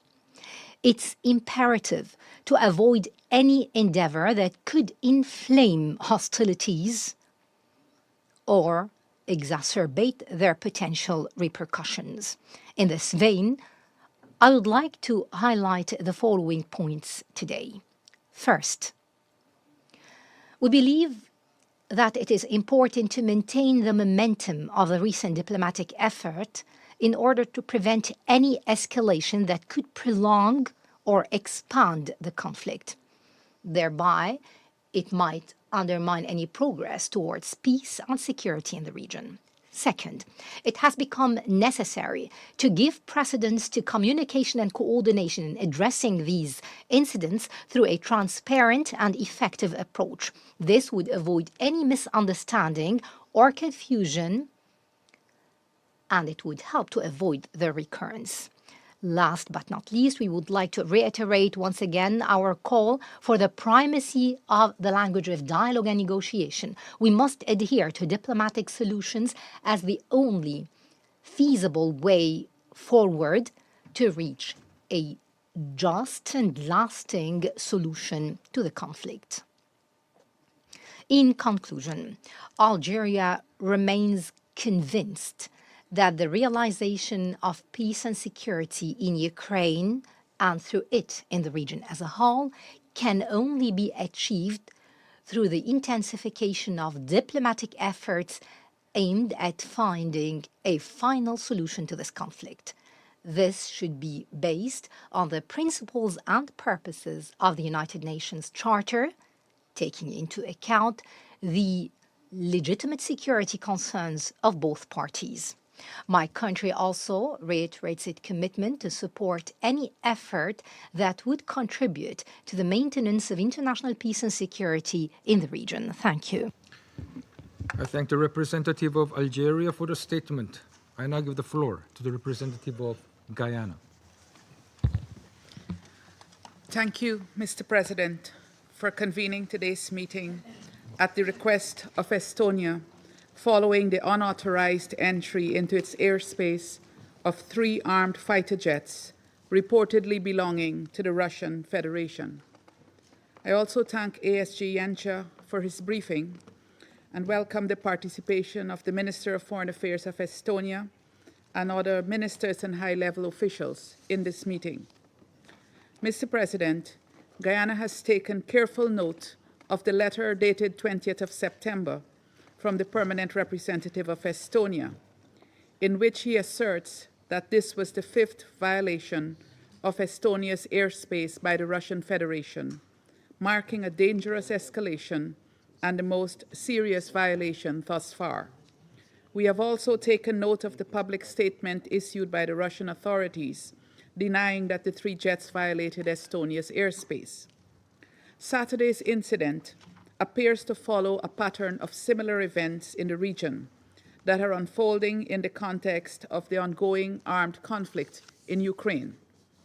When this council met last week to address a similar incident in Poland, we affirmed that the violation of a country's airspace is a serious breach of its territorial integrity and a violation of international law. We also agreed on the need for de-escalation and for the states involved to establish the facts and act responsibly to avoid any further escalation of an already dangerous situation. Today, as we confront another allegation of incursion by the Russian Federation, I would like to stress the following 2 points. First, as we did last week, Guyana calls for restraint and de-escalation, and for the facts surrounding this recent incident to be thoroughly clarified. Given that there have been similar incidents in the recent past, it is reasonable to assume that they will continue to occur unless appropriately addressed. In this respect, we underscore the need for the Security Council to have access to detailed and verifiable information regarding the incidents and encourage the relevant parties to cooperate with the United Nations toward that end.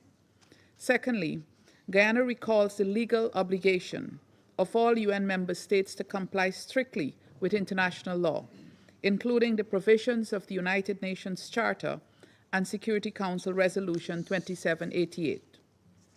Mr. President, members of the Security Council have a collective responsibility to find ways and means of preventing disputes from escalating, including through diplomatic efforts, and must apply the tools provided in the Charter and relevant conventions for the peaceful settlement of any dispute between states. On the broader question of the ongoing armed conflict between Russia and Ukraine, we reiterate our demand for an immediate and peaceful end to the war and for the full implementation of Security Council Resolution 2774.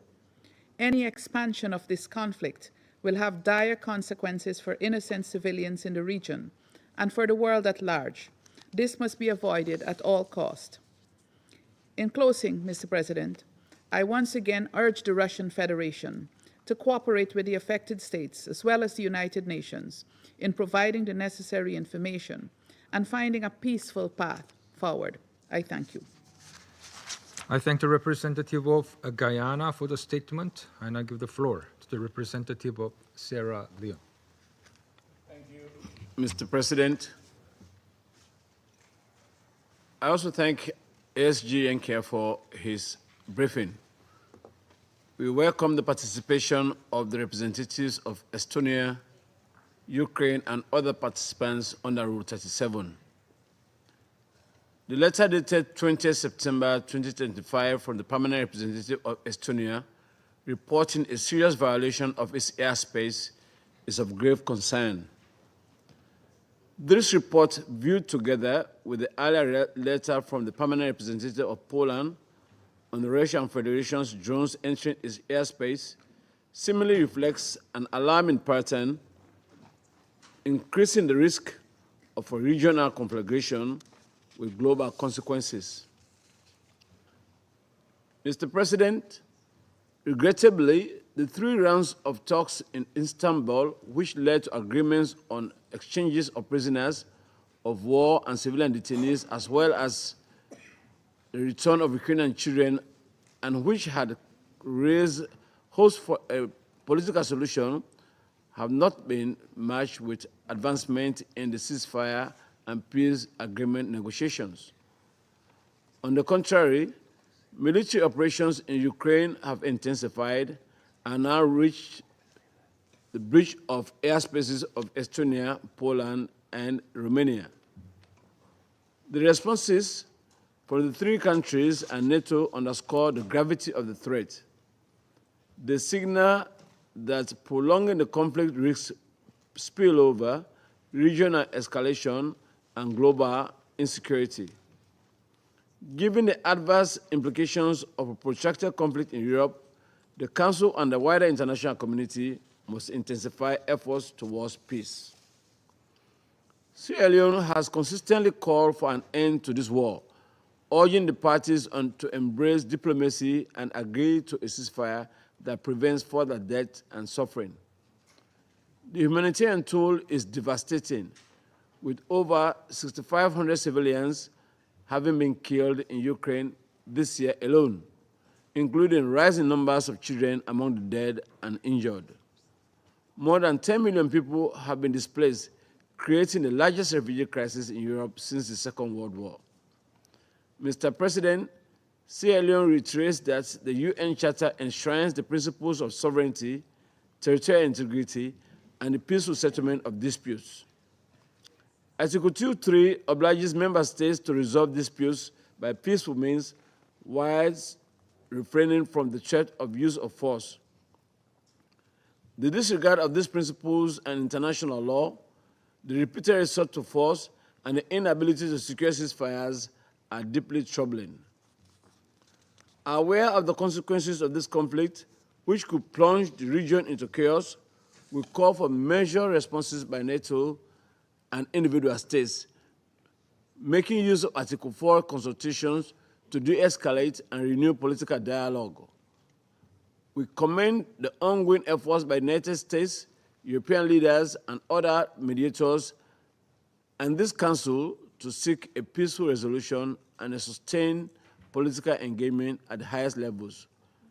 We again call on the parties to engage in genuine negotiations towards a political settlement that opposes Ukraine's sovereignty and territorial integrity within its internationally recognized borders, while addressing the legitimate security concerns of all parties. I thank you. I thank the representative of Sierra Leone for the statement. I now give the floor to the representative of Pakistan. Thank you, Mr. President. I would like to thank ASG Jansha for his briefing.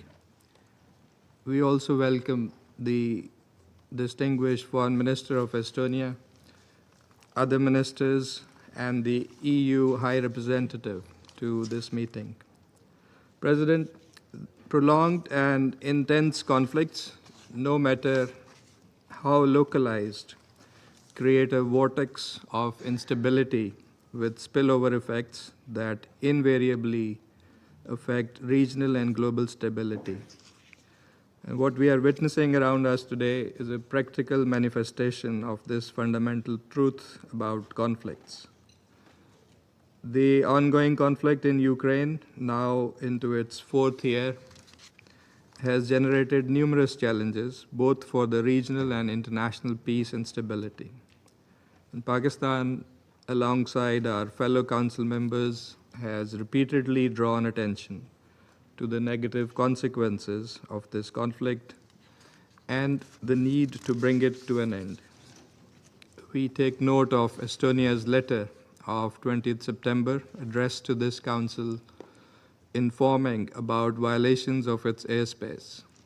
Pakistan is an ardent proponent and strong adherent to the UN Charter and its principles. Sovereignty and territorial integrity of all member states are cornerstone principles of the UN Charter, are sacrosanct and must be respected universally. Pakistan remains deeply perturbed by the ongoing conflict in Ukraine, especially its humanitarian consequences that have adversely impacted the lives of millions of people in the region. Cessation of hostilities and return to diplomacy remain the only path for achieving sustainable peace. In line with our clear and consistent position, Pakistan has always called upon the parties to demonstrate restraint, avoid escalation, and scrupulously adhere to the international humanitarian law. We firmly believe that only a meaningful dialogue, which addresses the security concerns of all sides is anchored in the principles of UN Charter and international law, and respects the relevant multilateral agreements, can help secure peace, a peace that is both just and lasting. Pakistan stands ready to support all regional and international efforts that can pave the way for a peaceful resolution of the current conflict. President, I would also like to take this opportunity to welcome the new permanent representatives of the United States to the Council. Thank you. I thank the representative of Pakistan for the statement.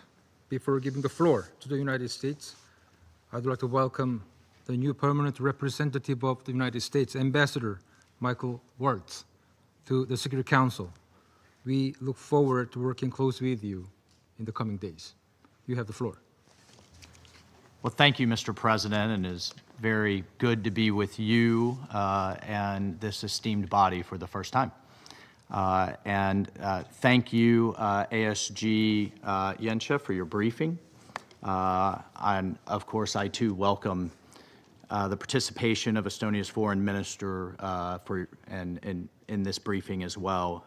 Colleagues, just 9 days ago, this council met to discuss Russia's violation of Poland's airspace with a large number of military drones. In that meeting, the United States urged Russia to end the war in Ukraine and stop actions that could risk it escalating into a broader conflict. Instead, on September 19th, Russia again violated the airspace of a NATO member when 3 armed military aircraft flew 10 nautical miles into Estonian airspace, coming within 15 miles of the Estonian parliament. And as we said 9 days ago, the United States stands by our NATO allies in the face of these airspace violations, and I want to take this first opportunity to repeat and to emphasize the United States and our allies will defend every inch of NATO territory. Russia must urgently stop such dangerous behavior. At a time when President Trump in the United States has been focused and spent an enormous amount of time and effort to end this horrific war between Russia and Ukraine, we expect Russia to seek ways to de-escalate, not risk expansion. This event, following on the heels of the Russian drone incursion into Polish airspace, creates the impression that Russia either wants to escalate and pull more countries into this conflict with Ukraine, or doesn't have full control of those who operate its fighter planes and drones. So either scenario is very disconcerting, given that Russia is obviously a nuclear power with global reach. And so I once again urge Russia as a permanent member of this council to uphold international peace and security, to respect the sovereignty of its neighbors, to cease violating their airspace, and I call on Russia to negotiate directly with Ukraine to end that war. I thank you, and I very much am honored and look forward to working with each of you. Thank you, Mr. President. I thank the representative of the United States for the statement. I shall now make a statement in my capacity as the representative of the Republic of Korea. To begin, my gratitude goes to ASG Yensha for the statement. Colleagues, the Republic of Korea is seriously concerned by the most recent in a series of deeply alarming incidents, this time impacting the territorial integrity of Estonia. On Friday, we were dismayed by reports of fighter jets from the Russian Federation violating Estonian airspace and remaining there over the Gulf of Finland for a total of 12 minutes. We note that this incident led to some countries responding by scrambling their jets in yet another troubling event over European territory. This once again appears to represent a significant breach of the sovereignty of United Nations member state, which could further threaten European and international security and simultaneously and erode diplomatic efforts to end the war in Ukraine. Friday's incidents in the Estonian skies represent just the latest occurrence in a series of concerning actions, following the recently reported Russian drone breaches of Poland and Romania. Colleagues, at this Council's 12th September meeting, in response to the violation of Poland's territorial integrity, my delegation warned that this incident was a resounding wake-up call and could mark a dangerous turning point. One, where the war in Ukraine may no longer be able to be contained, instead spreading incrementally and insidiously further into Europe. Today, we reiterate our expanding concern over yet another seeming escalation. This incident suggests a troubling pattern that could proliferate and interconnect, raising the risk of grave miscalculation over even miscommunication. And it vividly illustrates the urgency of decisively ending this war. Colleagues, we remind once again the Security Council of Russia and the DPRK's ongoing unlawful military cooperation, which violates multiple Security Council resolutions and directly threats peace and security in Europe and Asia. It must stop immediately. In conclusion, alongside the international community, the Republic of Korea continues to support diplomatic efforts to bring about lasting peace in this region. And I resume my functions as President of the Council. I now give the floor to His Excellency Mr. Margus Charkuna, Minister for Foreign Affairs of Estonia.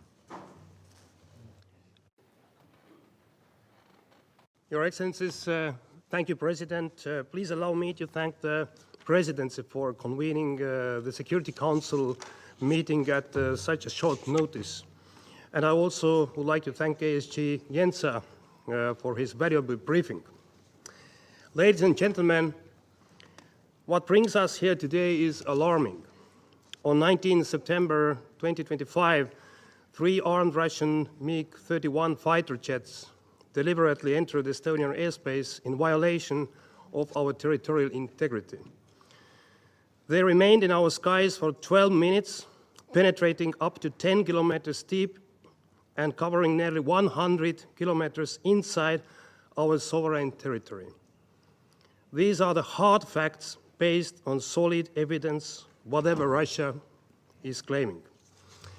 And let me show you the screenshot from our most modern radar screenshot. So you can see here as well, the red line is a violation of Estonian territory and sovereignty. You can see it very clearly. This is a fact. This is not something else. So here you can say, you can also see the radar screenshot where Russia fighter jets entered, where they were, and how they went out. They were warned already before. There was a very clear communication on all different channels as well, visibly. And there was no response, and just Russian fighter jets, they continued the violation of Estonian and also NATO airspace for 12 minutes, 100 kilometers. And this is a lot. And these are the hard evidences for that. Also, there are pictures of these fighter jets, and it is very clear that these fighter jets, they carried as well missiles. All of them, they carried missiles, and they were combat-ready planes. And you can see from here as well, Russian representatives, that these are the photos which really were taken during this heavy violation of NATO and Estonian airspace. So what I want to say, that violation is crystal clear, and Russia is lying again, as it has been lied before several times. We remember the occupation of Georgia, 2008, 2014, Crimea, 2022, aggression against Ukraine started. So please don't lie again. Hard evidence is here. So it is a dangerous escalation. It was a fourth violation of Estonia's airspace by Russia this year alone. By this one was deeper, longer, with 3 armed aircraft simultaneously and just minutes flight time away from Tallinn, our capital. I want to recall that member states' sovereignty and territorial integrity on land, at sea, and in the air must be respected at all times. So this was yet another reckless and flagrant violation of the United Nations Charter and of international law by our neighbor. We are here today because this violation of our sovereignty and threat of use of force concerns not only Estonia, but the entire international community. The 19 September incursion was not an isolated act, but part of a broader pattern of Russian provocations against its neighbors, while the permanent member of the Security Council continues its full-scale war of aggression against Ukraine. On 9th of September, Russia presently violated Poland's borders by sending 19 drones into Poland's airspace. On 13th of September, a Russian attack drone flew for almost an hour over Romanian territory. Russian drones have been also found in Latvia and Lithuania, our neighboring countries. Russia's dangerous behavior cannot be tolerated. To do so would seriously undermine not only the United Nations Charter and the international law, but would set very dangerous precedent, encouraging further aggression, fueling regional and global tensions, and ultimately endangering global peace and security. Ladies and gentlemen, for the first time in 34 years since Estonia joined the United Nations, we were obliged to ask the presidency to convene this meeting in the spirit of the preventive diplomacy and in order to stop immediately attempts at further escalation by Russia. We use this occasion to call again on the Russian Federation loud and clear to cease, without delay, its war of aggression against sovereign Ukraine and to abide by the obligations enshrined in the Charter of the United Nations. We call on Russia to end all provocations and threats against its neighbors' sovereignty and territorial integrity. The international community must stand firm in demanding an end to these blatant breaches of the United Charter in order to prevent further escalation and to ensure international peace and security. Ladies and gentlemen, Estonia is convinced that all responsible members of the international community should always call out such outrageous actions by any member of the United Nations, and even more so by a permanent member of the Security Council, entrusted with a special responsibility to safeguard international peace and security. And yet, words are not enough. As Russia itself has become a real threat to global peace and security, we need to exercise collectively maximum pressure on Russia, forcing it to just and lasting peace in Ukraine and forcing it to abandon its criminal, neo-colonial and imperial ambitions. Together we can hold Russia accountable for its crime of aggression against Ukraine, for the war crimes and crimes against humanity it has committed since 2014, and for its ongoing violations of international treaties and agreements it has pledged to uphold. Impunity, appeasement and further concessions would only embolden Putin and would lead to new crimes. We can succeed only if acting decisively together in defense of the United Nations Charter and the international law. Finally, let me assure that the members of the Security Council and wider audience that Russia's threats and provocations are not going to weaken our resolve to support Ukraine in its defense against the Russian aggression. Just and lasting peace in Ukraine will strengthen the multilateral system based on international law, with the United Nations and its Charter at the core, as well as international peace and security across the globe. Thank you, President. I thank His Excellency Mr. Tsakna for the statement. I now give the floor to Her Excellency Ms. Kaja Kallas, High Representative of the European Union for Foreign Affairs and Security Policy and Vice President of the European Commission. Thank you, Mr. President, Excellencies. The United Nations was founded on a set of shared values and principles, foremost the pursuit of peace and security.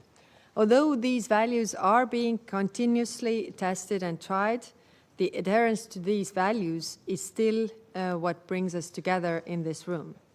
There is one country present here in this room which is actively seeking to undermine the values and principles the nations of the United Nations have committed upholding. Last week, Russia once again violated international law and the sovereignty of an European country. For 12 minutes, 3 armed Russian fighter jets blatantly violated Estonian airspace. The same type of fighter jets that regularly bomb innocent civilians in Kiev. The recent violation of Estonian airspace is unprecedented in both scale and recklessness. It was a deliberate provocation which could have ended with devastating results.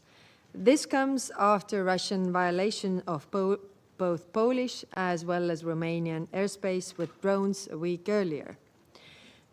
It cannot be that Russia accidentally violates 3 times in 2 weeks European airspace. And if it was accidentally, it was a mistake, there has been plenty of time for Russian Federation to apologize and say, sorry, we made a mistake. Instead, we see a pattern. Russia is testing European borders, probing our resolve, undermining the security of the whole of Europe. Russia will continue to provoke as long as we allow it. Therefore, the United Nations and the international community must clearly condemn such actions. It is a breach of the UN Charter, which obliges all states to respect the sovereignty and territorial integrity of other countries. And it is particularly cynical that a permanent member of the UN Security Council, entrusted with safeguarding peace, actively seeks to undermine it. Russia's aggression against Ukraine continues, and now it is extending provocations against the European Union members. Russia hopes that it might force us to draw our focus away from supporting Ukraine and focus solely on our own security. Well, let me be very clear. European security starts with Ukraine.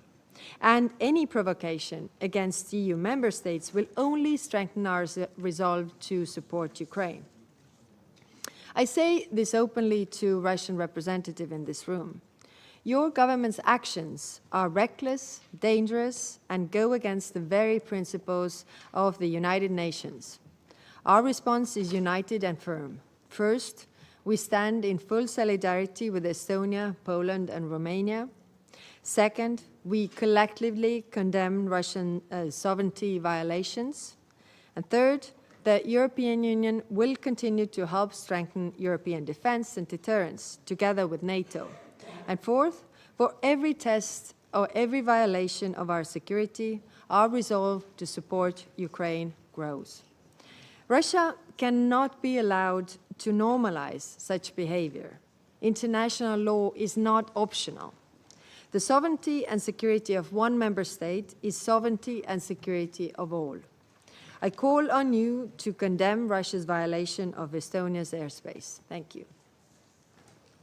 I thank Her Excellency Ms. Kallas for the statement.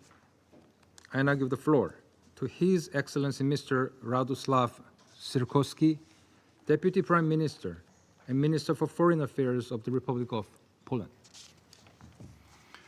Mr. President, Excellencies, this Emergency Security Council meeting has been called because a mere week after Russia sent drones into Poland, 3 Russian MiG-31 fighter jets with their transponders off entered Estonian airspace without authorization and lingered for 12 minutes.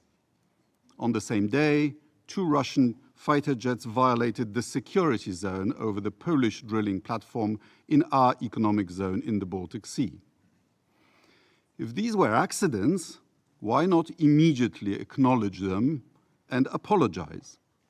We have given Russia a pass in the past in such circumstances. But we have not heard any apologies, only lies. Together with the intensification of attacks on Ukraine, they seem to be an eloquent comment on, quote, moving from confrontation to dialogue, end quote, promised by Vladimir Putin in Alaska. These breaches of airspace are suspect because they are an escalation of hybrid war which Russia has waged against the West for years. Murders of politicians, journalists, human rights defenders and defectors, cyber attacks against hospitals and financial institutions, arsons, including in Poland, UK and Lithuania, postal packages containing incendiary devices all over Europe, including Germany, attacks on Ukrainian embassies, in addition to standard espionage and disinformation. Excellencies, this Council has a responsibility to send a clear message that such provocations will not be tolerated. It must stand in solidarity with Estonia, Romania, Poland, and all nations whose sovereignty is threatened by systemic Russian aggression. To the representatives of Russia, I have this to say. We know you don't care for international law and you are incapable of living in peace with your neighbors. Your insane nationalism contains a lust for domination that will not cease until you realize that the age of empires is over and that your empire will not be rebuilt. Every drone strike by the heroes of the armed forces of Ukraine, may God bless them, brings this day closer. Your 3-day special military operation can't even conquer Donbass for 10 years now. But the potential for criminal, catastrophic Russian mistakes is still there. By ordering mobilization in 1914, you precipitated the start of World War I, which bled Europe white and led to your Bolshevik Revolution. By signing the Hitler-Stalin Pact, you helped launch World War II, the bloodiest in history. By Sovietizing Central Europe, you caused the Cold War. Don't start another one. We are peaceful democracies who have studiously avoided actively joining your attempt to reconquer Ukraine. But we will not be intimidated. I have only one request to the Russian government. If another missile or aircraft enters our space without permission, deliberately or by mistake, and gets shot down and the wreckage falls on NATO territory, please don't come here to whine about it. You have been warned. Thank you. I thank His Excellency Mr. Sikorski for the statement. I now give the floor to His Excellency Mr. Johann Vadeful, Federal Minister for Foreign Affairs of Germany. Mr. President, 12 minutes. 12 minutes in which 3 Russian fighter jets brazenly ventured into Estonian airspace. 12 minutes in which they made their way almost to the Estonian capital, to Tallinn. What happened early Friday morning marked a further dangerous escalation by Russia. The incursion came just over a week after more than 20 Russian drones had entered Polish airspace. Once again, in Estonia, Russia violated, without any provocation, the territorial integrity of one of its neighbors, and thus one of the fundamental principles of the UN Charter. We condemn this grave violation of international law. This is not the behavior of a state seeking to preserve global peace and security, but one of recklessly disregarding international norms.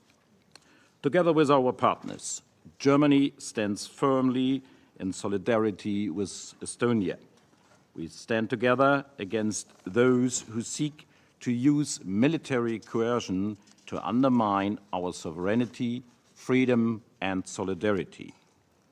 The most recent alarming incidents bring to light two significant insights. First, Russia's ongoing aggression is not only directed against Ukraine and its people, rather, in its reckless behavior, Russia poses a serious danger to regional security as well as to global peace and stability. Second, there were many initiatives for negotiations, most recently under the strong leadership of the United States. Ukraine is ready to engage and has repeatedly offered an immediate and unconditional ceasefire. Nonetheless, Russia has repeatedly chosen not only to continue, but to intensify its aggression. This must end. Let there be no doubt, reckless provocations will not work. This is not just a problem for Russia's immediate neighbors. This is a problem for all of us, united here in our commitment to the UN Charter and its principles. Germany stands for these principles. Russia does not. We will not rest until a sustainable and just peace in Ukraine is achieved, a peace that is rooted in the principles of the UN Charter and negotiated with Ukraine sitting at the table. An unconditional ceasefire is urgently needed to stop the bloodshed and to lay the foundation to build trust for sincere negotiations. The people of Ukraine, as well as the people of Estonia and Poland, just as the people of every country, have the right to live in peace and security. It is our shared responsibility as UN member states to hold those accountable who endanger peace and security. I thank you. I thank His Excellency Mr. Vadeful for the statement. I now give the floor to His Excellency Mr. Andrei Sybiha, Minister for Foreign Affairs of Ukraine. Thank you for organizing this important meeting. Just 10 days ago, this Council held an emergency meeting requested by Poland after being intruded by 2,000 Russian drones. Today, we are meeting at the urgent request of Estonia after 3 Russian jets violated its airspace. What's next? Which other emergency meeting will we have to hold in the coming weeks? Who will be the next country dealing with Russia's provocations? None of these developments were accidental. No, Moscow does this on purpose. A country occupying a permanent seat in this council is destroying international peace and security it is supposed to maintain. The logic is simple. Russia escalates to force everyone to play by its rules. It wants to impose the law of the jungle upon everyone, might make right. Our goal is the opposite. We must make Russia play by our rules. We have such rules accepted by everyone. They called the UN Charter. It is important that existing tools to be in the Security Council meeting or invocation of NATO Article 4 are actively used. However, political action should be backed by strong practical steps. Weak or late responses will only encourage further aggression. Europe is not at war with Russia, but Russia is at war with Europe. And the only way to safeguard peace is to respond with strength and unity. The best way to prevent a larger war in Europe is to increase support for Ukraine. If you help us end this war sooner with respect to the UN Charter, Russia will not expand it to other nations. Mr. President, a strong response means that a threat should not be escorted neither for 12 minutes nor for 1 minute. It should be neutralized. We reiterate our readiness for air defense integration. This is our European sky over Ukraine and other European nations. This is our common security space, and we must have a common sky shield to protect us all. Ukraine is the only country in the world countering regular massive air attacks of more than 500,000 drones and missiles, and we are ready to share experience and join forces. An integrated European air defense system combining intelligence, early warning, and active interception is essential. We have the capabilities, experience, and alliances, but action must be decisive, adequate, and swift. Other elements of a strong response include devastating sanctions, pressure on, and strong deterrence packages for Ukraine. The Russian war machine can only be stopped through strength, not weakness. Wait and see is not a strategy. Let's abandon wishful thinking. Russia poses an existential threat to Europe, and it will not disappear if we close our eyes. Ukraine has learned many bitter lessons in the past. What we now see in Poland and Estonia reminds of how Russian aggression against Ukraine started. Hybrid attacks and escalation, unmarked soldiers, violations of state border, and other steps. We can see this pattern repeating, but in another forms. The only effective way to counter this escalation is to respond with strength and unity. In conclusion, we reiterate that aggression against any European nation threatens the security of all. Only united action can prevent escalation and preserve peace in Europe. We stand in solidarity with our friendly Estonia, with the Estonian government and people, and we are ready to contribute to our shared security. Thank you. I thank His Excellency Mr. Sibiha for the statement. I now give the floor to Her Excellency Mrs. Oana Silvia Toiu, Minister for Foreign Affairs of Romania. Mr. President, thank you for this opportunity to take the floor at this emergency meeting of the UN Security Council, where we meet again to defend the principles of sovereignty and territorial integrity. I also want to thank Assistant Secretary General Miroslav Jenka for his briefing. Outside the Council chamber, our conversations focus on the UNity and the importance of fundamental principles enshrined in the UN Charter. It is dismaying that one permanent member of this Security Council is out of sync and blatantly violates these principles. Russia has repeatedly violated the sovereign airspace of European countries. Now it is Estonia. Last week it was Romania. Before that, Poland. In the case of Romania, in most of these cases, there were involved drones of Iranian origin. We strongly condemn Russia's reckless and dangerous behavior, which directly endangers even more international peace and security. We stand together with Estonia, Poland, and our partners and allies in rejecting such behavior and defending key principles of the Charter and international law. Today, I speak on behalf of Romania. We are the country with the largest border with Ukraine of all its peaceful neighbors, and one of the countries whose sovereign airspace was tested by Russia on various occasions since its war of aggression against Ukraine. At the same time, the war triggered by Russia might affect security in the Black Sea, unless, together with our neighbors, together with our international partners, we invest in defensive and early warning instruments, such as common maritime security approach, both within the European Union, among the Black Sea participants, and NATO. We need to address the insecurity in this key region of Europe with global relevance that affects maritime security, commercial shipping lanes, both regionally and globally, as well as access to vital goods to world markets, including grains, key commodities, and food supplies. Even a perceived lack of reaction from the international community, especially this Council, might encourage future provocations, but we can also do the opposite and discourage them. We need to firmly reject, once and for all, this unjustified and unprovoked aggression against Ukraine. We all want peace, but that also means that we need strength, and strength is achieved together.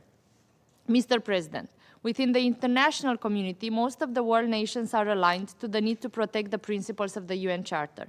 We join previous speakers' call to Russia to stop all provocations and threats against the sovereignty and territorial integrity of other states.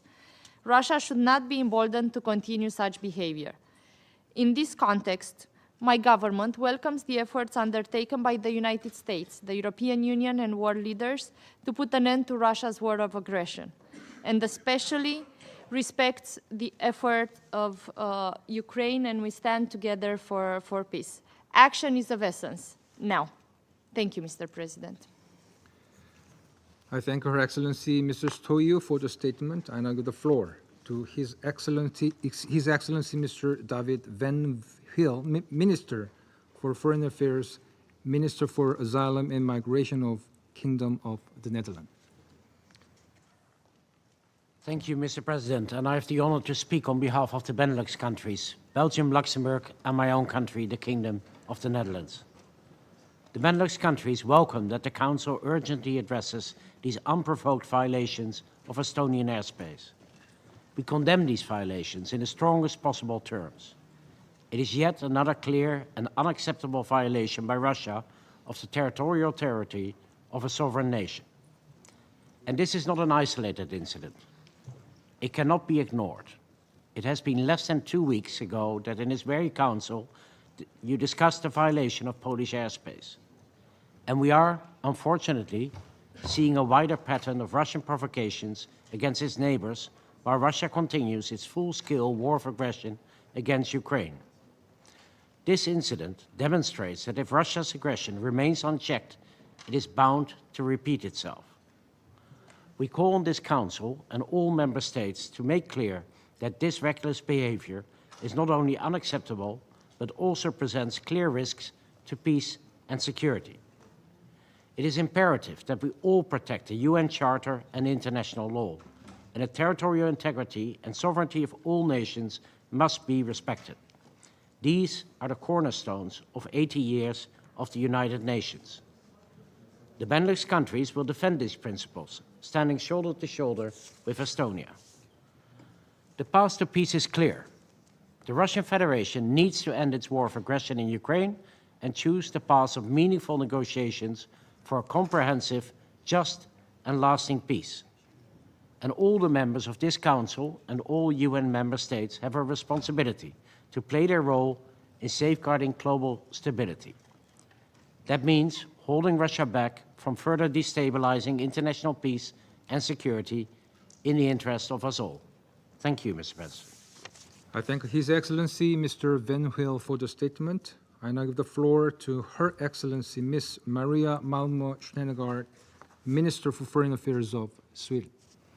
Thank you, President. I have the honor to deliver this statement on behalf of the 5 Nordic states, Denmark, Finland, Iceland, Norway, and my own country, Sweden.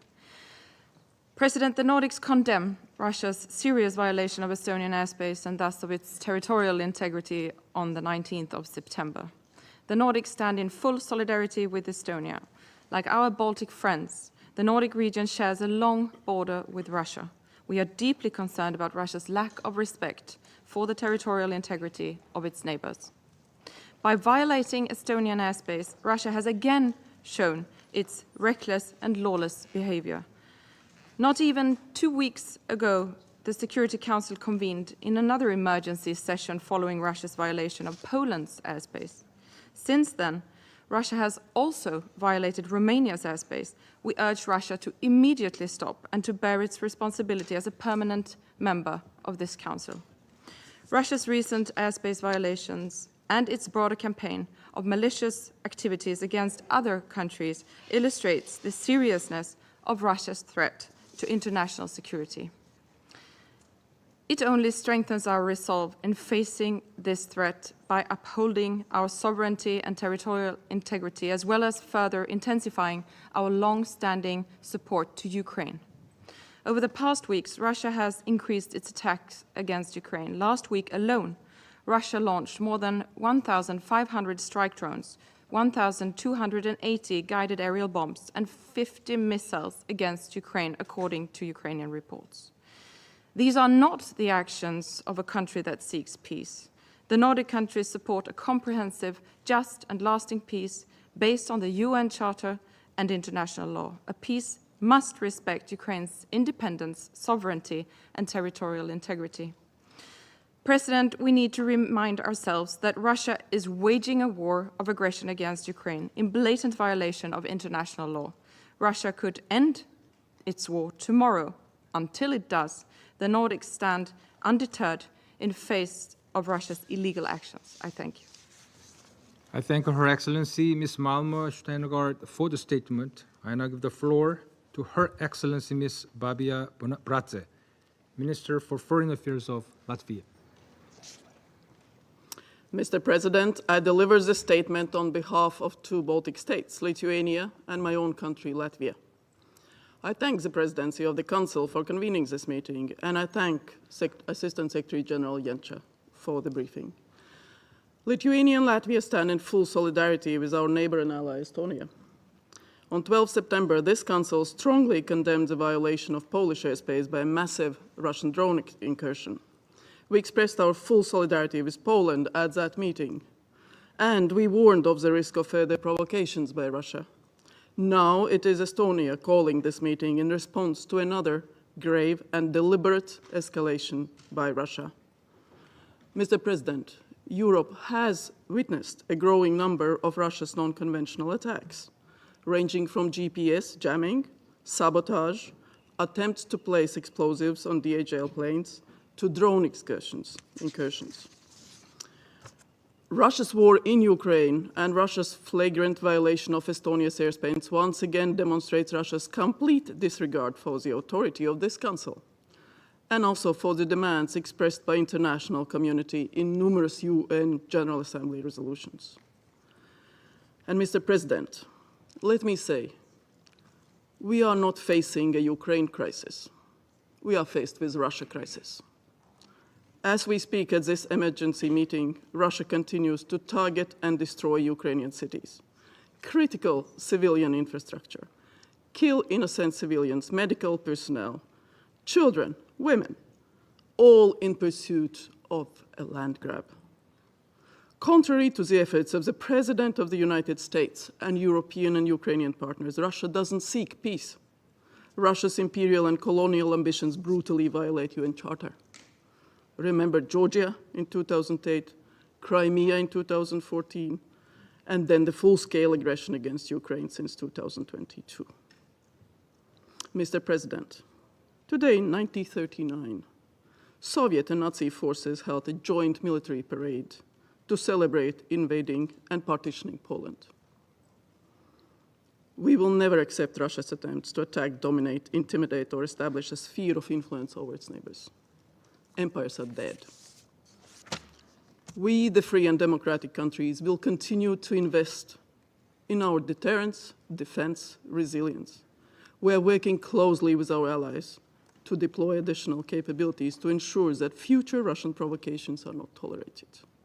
And we ask the Council to continue to be engaged on upholding international peace and security. We are committed to it.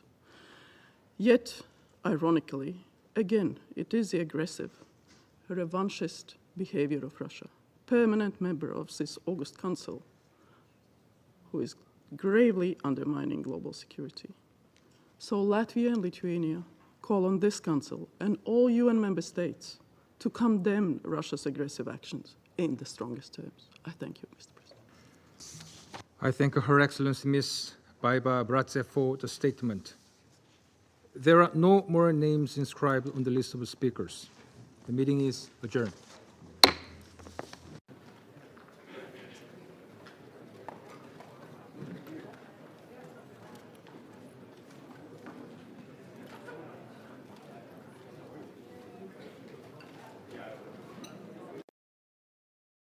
progress that has been achieved over recent decades, we see today alarming setbacks in women's rights. There are armed conflicts, the climate crises, and regressive movements which imperil our basic rights. Security Council Resolution 1325 was adopted 25 years ago. It is a key landmark. When women participate in peace processes and are present at the negotiating table, the agreements that are the fruit of these negotiations are more inclusive, and peace is more likely to be attained and to be lasting.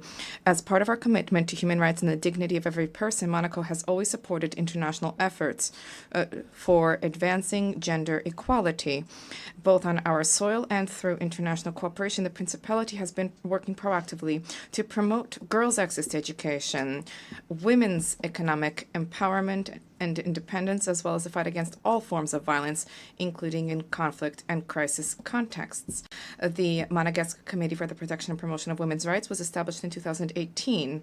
Today, this is the cornerstone for mobilization and awareness at the national level.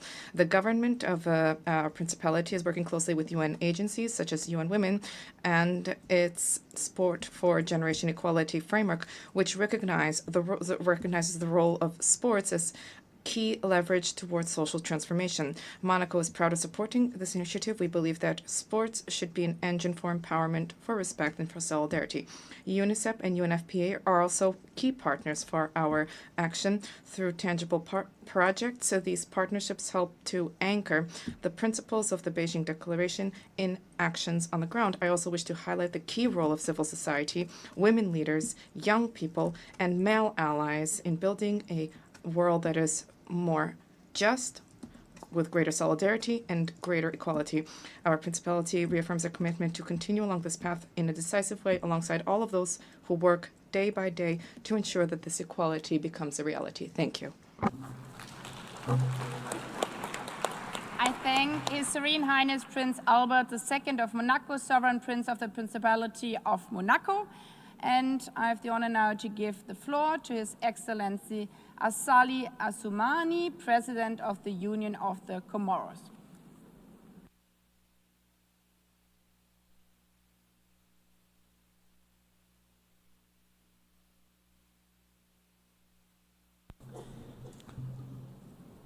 Madame la Présidente de l'Assemblée. Madam President of the General Assembly, honorable guests, ladies and gentlemen, Salam alaikum.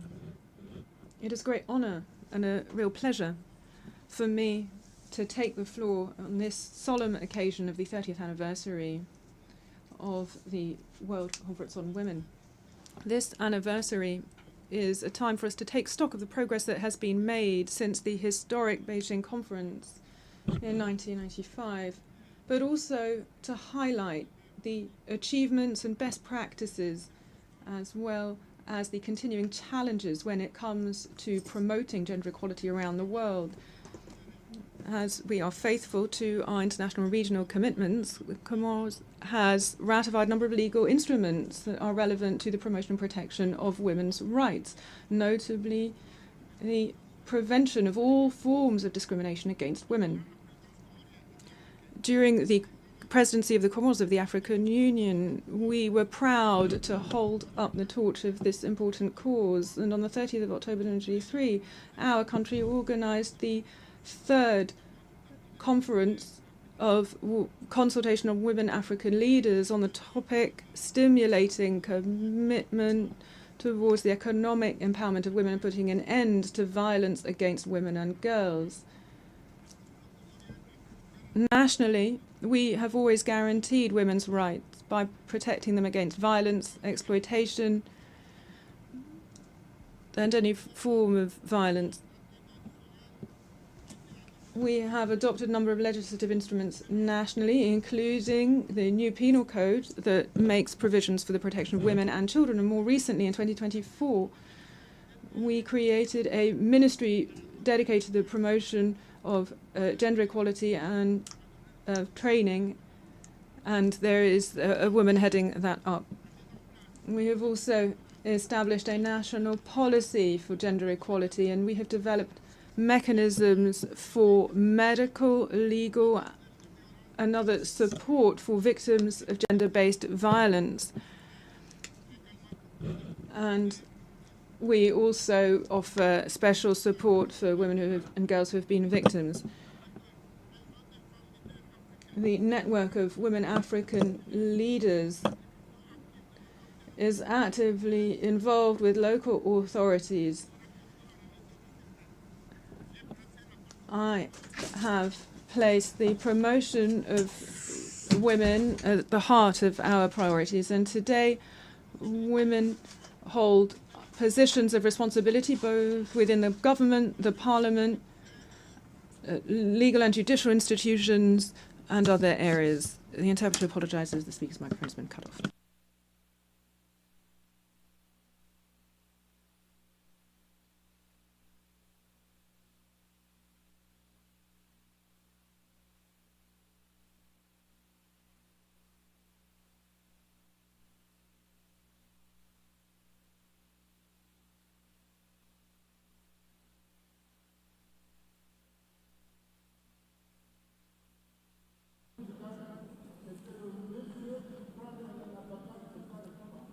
Excellency,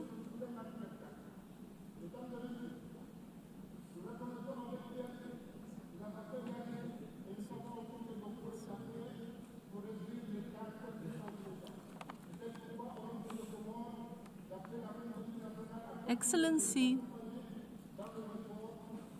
kindly conclude your statement.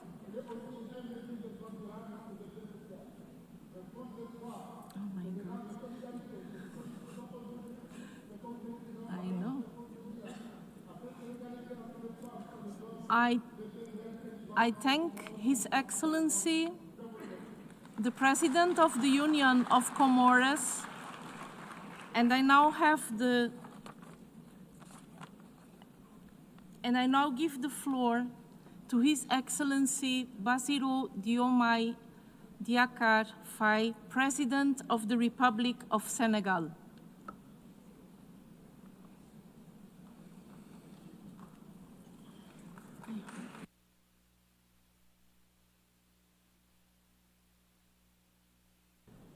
Madam President and General Assembly, members of the General Assembly, distinguished colleagues, ladies and gentlemen, I wish to thank the President of the General Assembly and the Secretariat and the Secretary General for the invitation extended to participate in this meeting. We wish to recall the following. Pursuant to a call for action and mobilization for resources in order to accelerate progress towards full gender equality and empowerment of all women and girls. The Beijing Program of Action has been a turning point when it comes to awareness about the obligation to have greater justice vis-a-vis all women. Progress has been achieved. However, this progress should be assessed on a regular basis in order to identify weaknesses, as well as to make the necessary adjustments to build a fair and more inclusive society. The commitment to promotion of gender equality and the rights of women means that there is a need to fight against poverty, to guarantee women's access to economic resources, to education, to health care, as well as to enhance women's participation in decision-making bodies, as well as to protect them against all forms of violence and discrimination. This is what we have been doing in Senegal through our public policies and through the Senegal 2050 vision, which places women and young people at the very heart of national citizenship and stability. We have been implementing a progress accelerator to surmount the persistent obstacles to equality with programs which include expanding access for women and girls to education and training and combating unstintingly all gender-based violence. We are fighting against all forms of violence and discrimination against women and girls, and this struggle needs to be continued with vigor in neither in religion, history, or any affiliation, or any argument can be made for women to be abused, discriminated against, or marginalized. All public bodies, members of civil society, religious and faith traditional leaders, all citizens have an obligation, more than ever before, to mobilize ourselves against brutality, against harassment, against rape, and against all forms of abuse. Together, let us surmount the persistent inequality. Let us work towards a greater partnership among states. Let us prepare future generations, succeeding generations, helping them to live in a fairer, more equal, and more harmonious world. This is a shared responsibility. This is a universal moral duty. I thank you for your attention. I thank His Excellency the President of Senegal, and I now give the floor to His Excellency Faustin Archange Touadéra, President of the Central African Republic.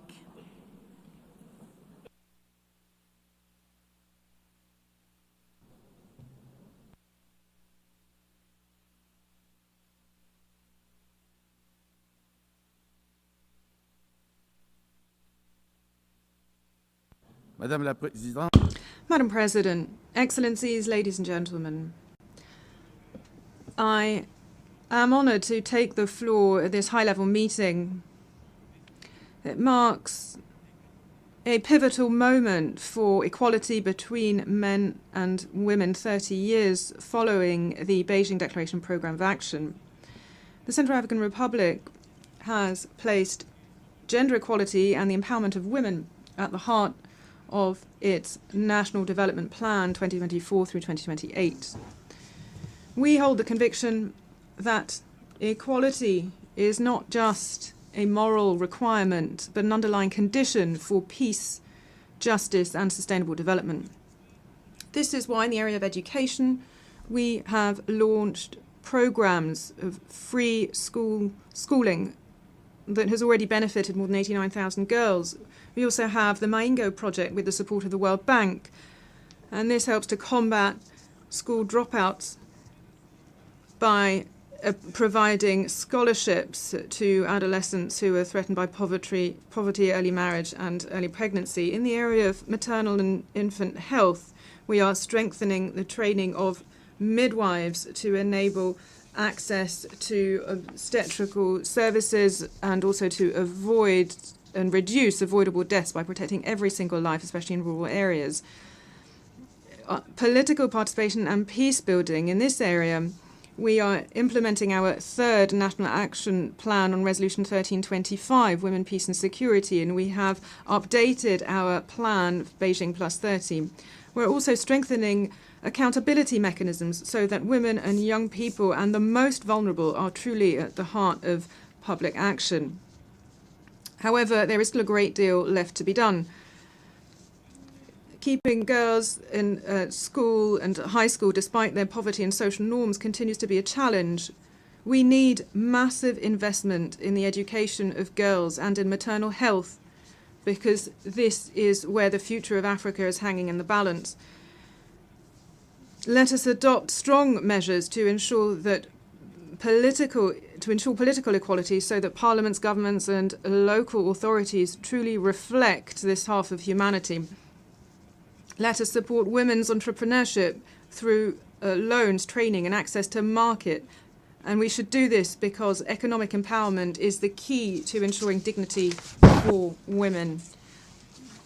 Let us protect women from gender-based violence through the rigorous implementation of laws and access to justice and support for survivors. The Central African Republic is committed to continuing with the reforms we have already undertaken with the support of our partners, UN Women and other friendly nations. I thank you. The interpreter apologizes. The speaker is not audible.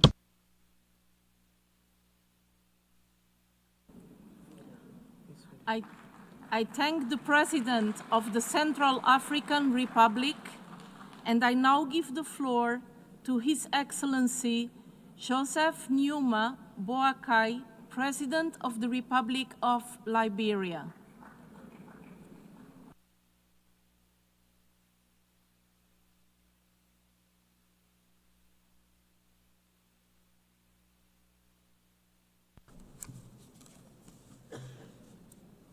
Madam President, Secretary General, distinguished delegates, ladies and gentlemen, 30 years ago, the Beijing Declaration charted a bold and hopeful path for women and girls everywhere. Today, as we gather under the theme of recommitting, resourcing, and accelerating the implementation of the Beijing Declaration and Platform for Action, Liberia sees this anniversary not as a ceremonial occasion, but as an urgent call for action. Under my leadership, Liberia is determined to move from pledges to results. We are proud to stand among the first member state leading on the two important action agendas, ending violence against women, girls, and investing in young people, girls, and future generations. Through our agenda for inclusive development, Liberia will invest $8.3 billion over 5 years to transform lives with gender equality, youth empowerment, education, healthcare, and social development at all levels. Our commitments are clear. We pledge zero tolerance for gender-based violence, with massive awareness and public education programs and with dedicated budget allocation. We will permanently ban harmful cultural practices. What was once a 3-year moratorium will now become a national law supported by national dialogue and alternative livelihood program. We will implement a national action plan for women and girls to provide a roadmap for empowerment, voice, and protection. An African proverb reminds us, when spider webs unite, they can tie a lion. Similarly, when women are fully empowered and supported, entire nations thrive. As Liberia embarks on a 2-year term on the United Nations Security Council, we will ensure that the voices of women and youth are not only heard, but also shaped to women and youth peace and security. Our programs are already changing lives. The Liberian Women Empowerment Project, reaching 36,000 business women across countries, impacting more than 260,000 Liberian lives through increased income, resilience, and growth. The Realist Project supports 53,600.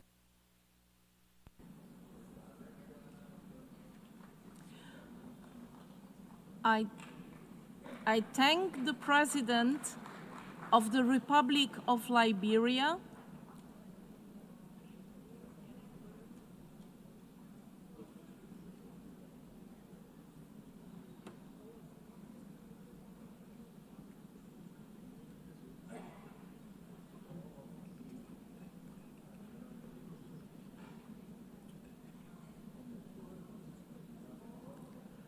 I thank the President of the Republic of Liberia, and I now give the floor to Her Excellency Jessica Alupo, Vice President of the Republic of Uganda.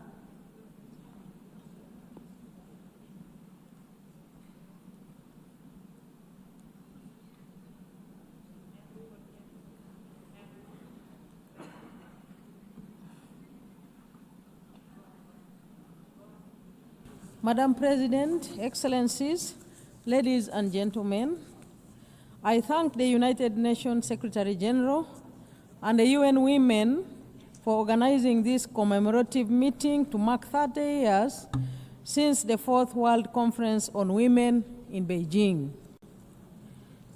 Excellencies, Uganda reaffirms its unwavering commitment to the full implementation of the Beijing Platform for Action. Over the past 3 decades, our government has made significant strides in advancing gender equality and empowering women and girls, particularly in the following areas: legal and policy frameworks. Uganda's 1995 constitution enshrines equality and prohibits discrimination against women. We have enacted comprehensive legislations, including the Land Act, Domestic Violence Act, the Female Genital Mutilation Act, the Succession Act, the Children's Act, among others, providing a robust legal basis to promote and protect women's rights. Women in leadership. Today, women constitute 45% cabinet, 34% parliament, and 45.7% local government positions. Economic empowerment. Through targeted programs such as Uganda Women Entrepreneurship, Youth Livelihood Programs, and GROW, we are enhancing women's access to affordable capital, skilling, markets, and formal business registration. We continue to invest in infrastructure such as markets, innovation hubs, to support women-led enterprises and value addition. In education and skills, Uganda offers free education at primary and secondary levels. We have introduced affirmative action policies, including an additional 1.5 points for girls in university admissions and further incentives in STEM field. Through a second chance education initiatives, we are supporting adolescent mothers and school dropouts to return to school and complete their education. These achievements have not come easily. They are as a result of tireless advocacy, and we would like to pay tribute to Our Excellency General Yoweri Kaguta Museveni for upholding the political will necessary to sustain these gains. Excellencies, as I conclude, let us recommit to the 1995 declaration. Let us engage all men and boys as partners in this journey. Let us act with urgency, unity.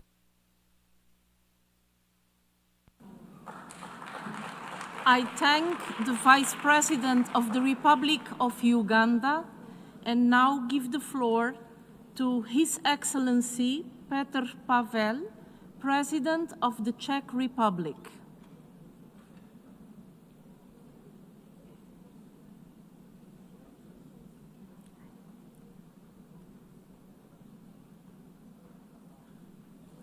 Madam President, Excellencies, ladies and gentlemen, 30 years ago, the Beijing Declaration and Platform for Action set out a bold vision that women and men should finally stand equal in their rights, opportunities, and dignity. Czechia proudly reaffirms its commitment to this vision. It is rooted deeply in our history. Tomáš Garrigue Masaryk, the first president of independent Czechoslovakia, believed democracy could not exist without women's full participation. Thanks to him and the tireless efforts of pioneering activist Františka Plamínková in 1920, Czechoslovakia became one of the first countries where women could vote. Building on this legacy, we have recently taken tangible steps. We redefined the crime of rape to better protect victims, a reform achieved with a broad political support. We adopted a stronger definition of domestic violence in a civil code and are expanding childcare to support women's economic participation. Abroad, we support education for refugee girls in northern Iraq, as well as care for Ukrainian women and girls, including survivors of sexual violence. I would especially like to acknowledge that without the dedication and expertise of non-governmental organizations, those initiatives would not have happened. Yet significant challenges persist.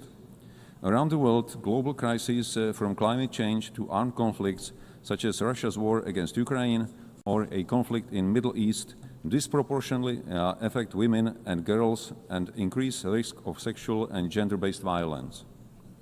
Our responses must be comprehensive. Equality cannot be achieved by women alone. The active engagement of men and boys as family members, partners, leaders, and allies is indispensable. Only then can we create the conditions for women everywhere to fulfill their potential and have the power to make our world a better place. Ladies and gentlemen, gender equality is not